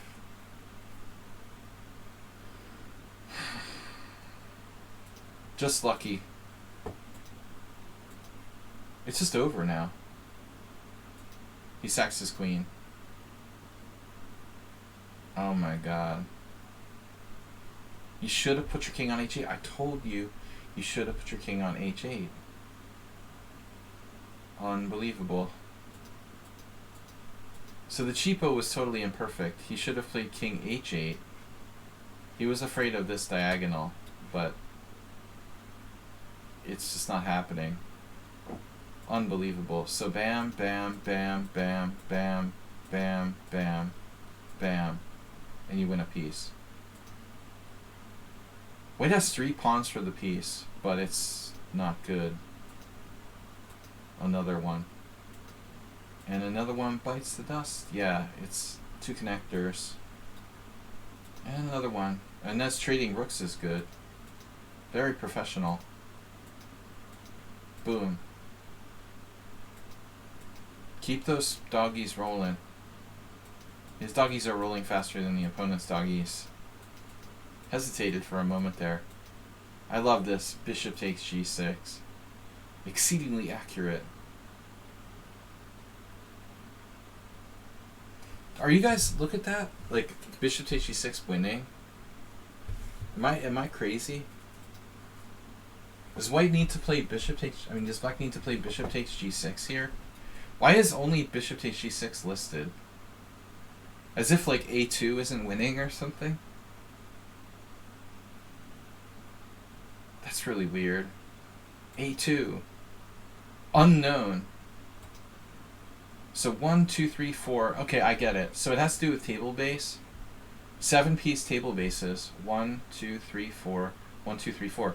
No, bishop takes g6 is the only move right. Mr. Coffee is a genius. He's a statistical expert. Mr. Coffee caught it too. So it's like bishop takes g6 is the only move that goes to the 7-piece table base. Right. No, it's a 7-piece table base. This is the only variation where on the next move you make it 7 pieces. There's 8 pieces now. So if this goes off the board, boom, we're into the table base. But if we play a2, it's 8 pieces, so it's not a table base. Yeah, no, a2 is totally winning. Jim must have known this was in the 7-piece table base, so he like automatically did it. Just a little joke for you guys. Thanks again for Grandmaster Last Samurai for the raid earlier. We've still got a bunch of games to go over. Astrobate, thank you for donating. The lone donor. Astrobate with 1,000 bits today, and I don't know how many gift subs did you donated 7 gift subs and 1,000 bits. I wish I could like print more Astrobates. Can we clone you? There's only one Astrobate. But guys, feel free to start a hype train. Mr. Coffee, so-called hype train conductor. Alright, no, we're really having fun, but I'm not getting through these games fast enough. Sumaher is not here tonight. He's black in this game.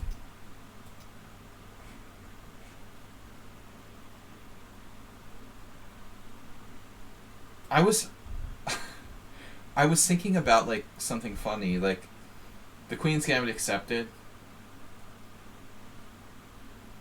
It's hard to explain to you like beginner students who are like 1,000 or 1,100. Like, why do you play d5 and like trade off your central pawn on c4? I had this one of my students had a game, this is totally off topic, where his opponent played like,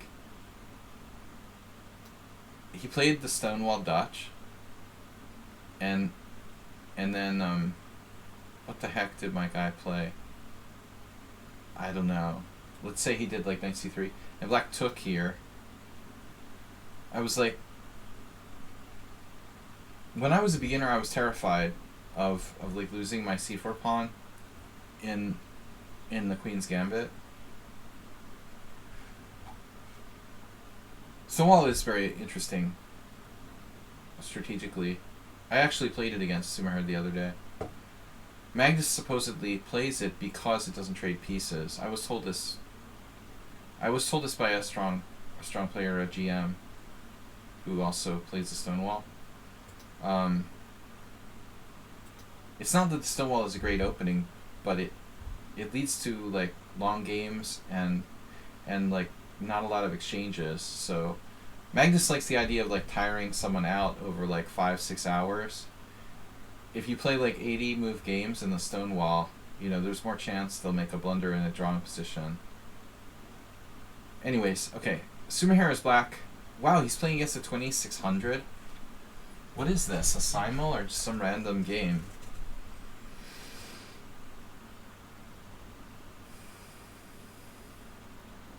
Komar na Oktrove. Whatever that means. It's Cyrillic.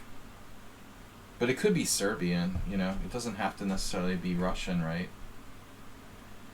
So, what do we prefer? I prefer the Stonewall. London makes me ill. It's just too trendy. Okay, knight f6, and now takes, bishop g5, bishop e7, e3, castle, bishop d3.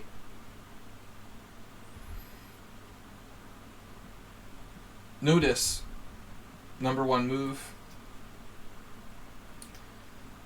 I don't know, like 20 years ago, I thought about playing the Queen's Gambit Declined. I don't know what came over me. I had like a Kaira Nakamura disease or something. I seriously considered playing the Queen's Gambit Declined with black. I don't know what was wrong with me. I think I played it on one or two occasions. It actually got trotted out against Alexander Schneider, who's a grandmaster. I lost to him in like Isle of Man. And then I like never played it again. It was like, oh, I'll play the Queen's Gambit. No, never mind. That didn't go too well. I think I'm not going to play the Queen's Gambit. But it's kind of passive for black. It's solid. It's a good starting opening. You can avoid playing c6, though. I like this. And then you try to conserve the c6. Well, Semislav is much more interesting. Much more interesting. DG World, totally. Yeah, no, I mean, I think the Semislav is good. Yeah. Much more dynamic. Definitely. No, I would understand that. But, you know, conserving c6, if white tries to castle queenside, you can play c5 in one go. So it's an interesting idea. Sumihara is just playing like the standard setup.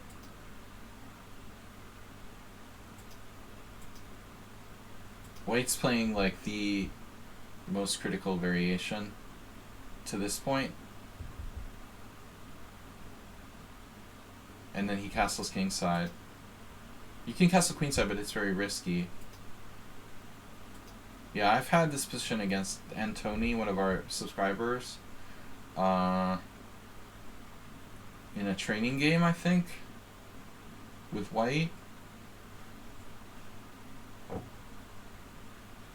Black's supposed to play bishop e6. Correct. Rook a d1. This reinforces the d4 pawn. I mean, white's plan, this is obviously a very strong player with white. He's 2600, he's playing main line, he knows theory. White's preparing e4, but he wants to reinforce that black's only chance here is to basically try to get counterplay against d4. The only way we can stop white from rolling us with the center is to put pressure indirectly on the d4 pawn.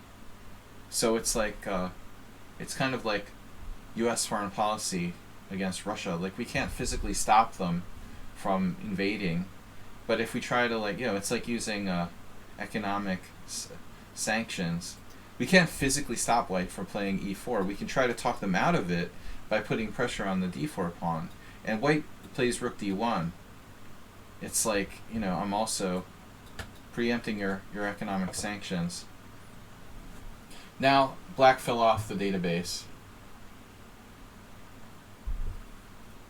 Yeah, Sumihara doesn't know enough theory, or doesn't work enough on the theory aspect.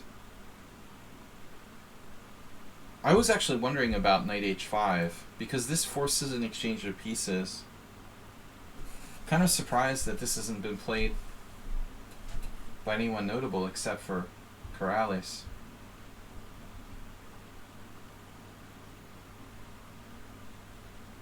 This is a very forcing move. It actually obliges white to exchange bishops. White is 0 for 4. Well, 1 for 4 with 2 draws. Interesting.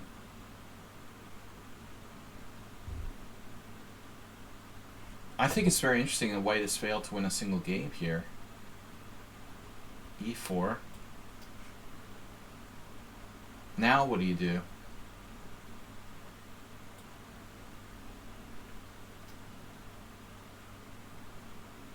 Wonder what move 11 would do. One of our faithful followers and purveyors of the Queen's Gambit declined. Well, not this variation, but some similar stuff. So Corrales won by giving up the center. Unbelievable.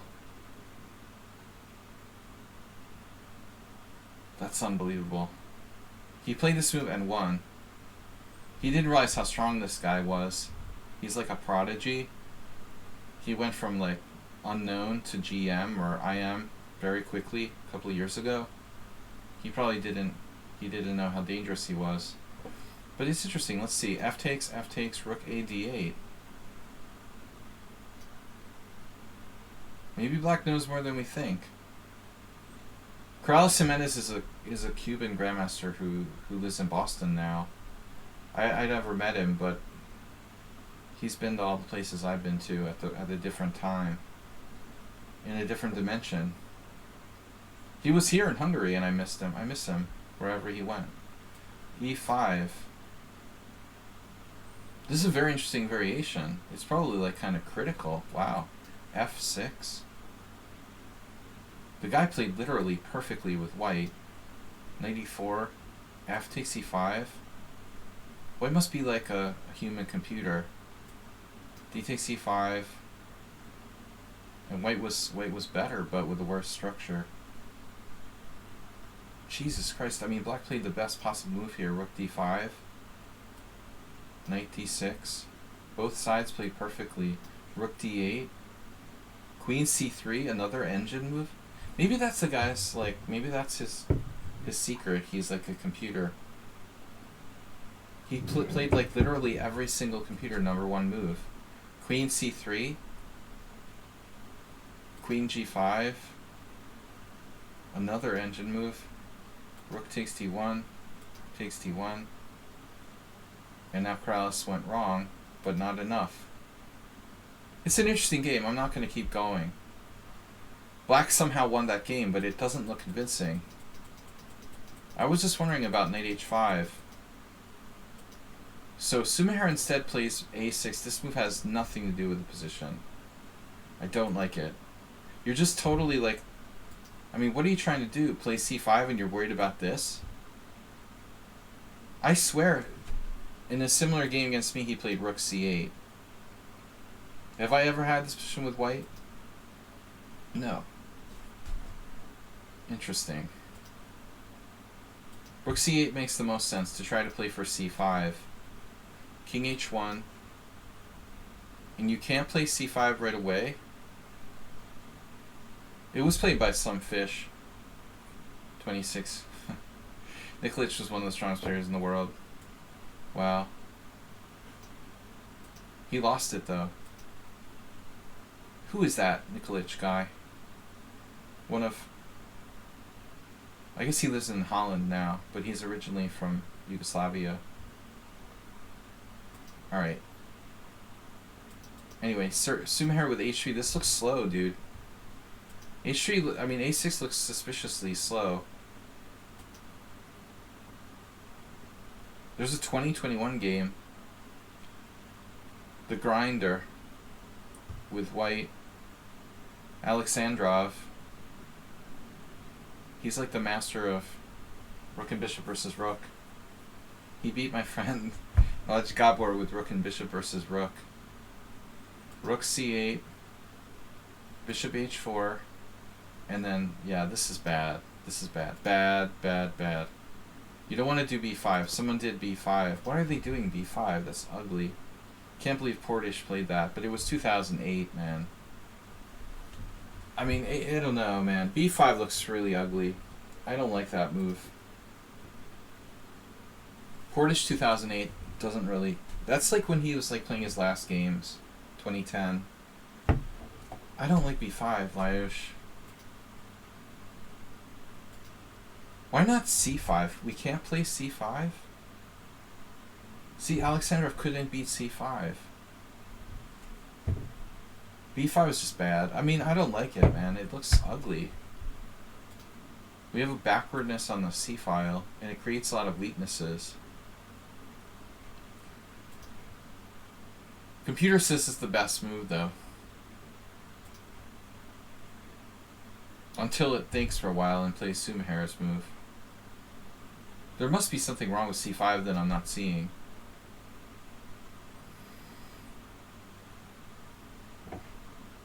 I mean, I get it. Like, white has control of the d4 square. I guess. I don't know the queen's game declined well enough. Alright. Anyway, knight g6 is kind of neutral. Bishop f2. Now he played c5. This doesn't really change the situation. Actually, excuse me. I said c5, right? And now takes. Can we take with the bishop? This is what happened, see? Against Alexandrov. The guy took with the bishop, not with the rook. He took with the bishop.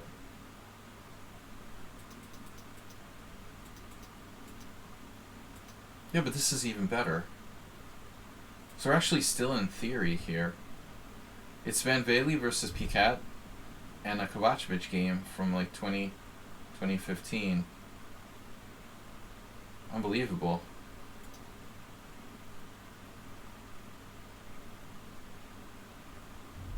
And now he went like full solo floor with bishop takes g6. Two grandmasters did not play bishop takes g6. Family Feud. Wow, it's already 9 o'clock. Two grandmasters did not play bishop takes g6. Yeah, I mean, nobody likes a knight on e5. Nobody likes a wise guy. I mean, this knight can arrive on e5. It's still hard to justify white's decision to play bishop takes g6. The knight is not in a good position. It's going to have to spend another tempo to get to a good position. And then it will like be equivalent to the bishop on d3, but not necessarily better. So everybody played knight d4. And black's like groveling for a draw here, to be honest.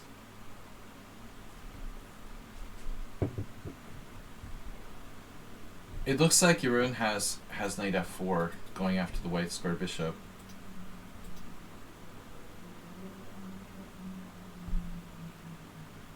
And he got that valuable piece back.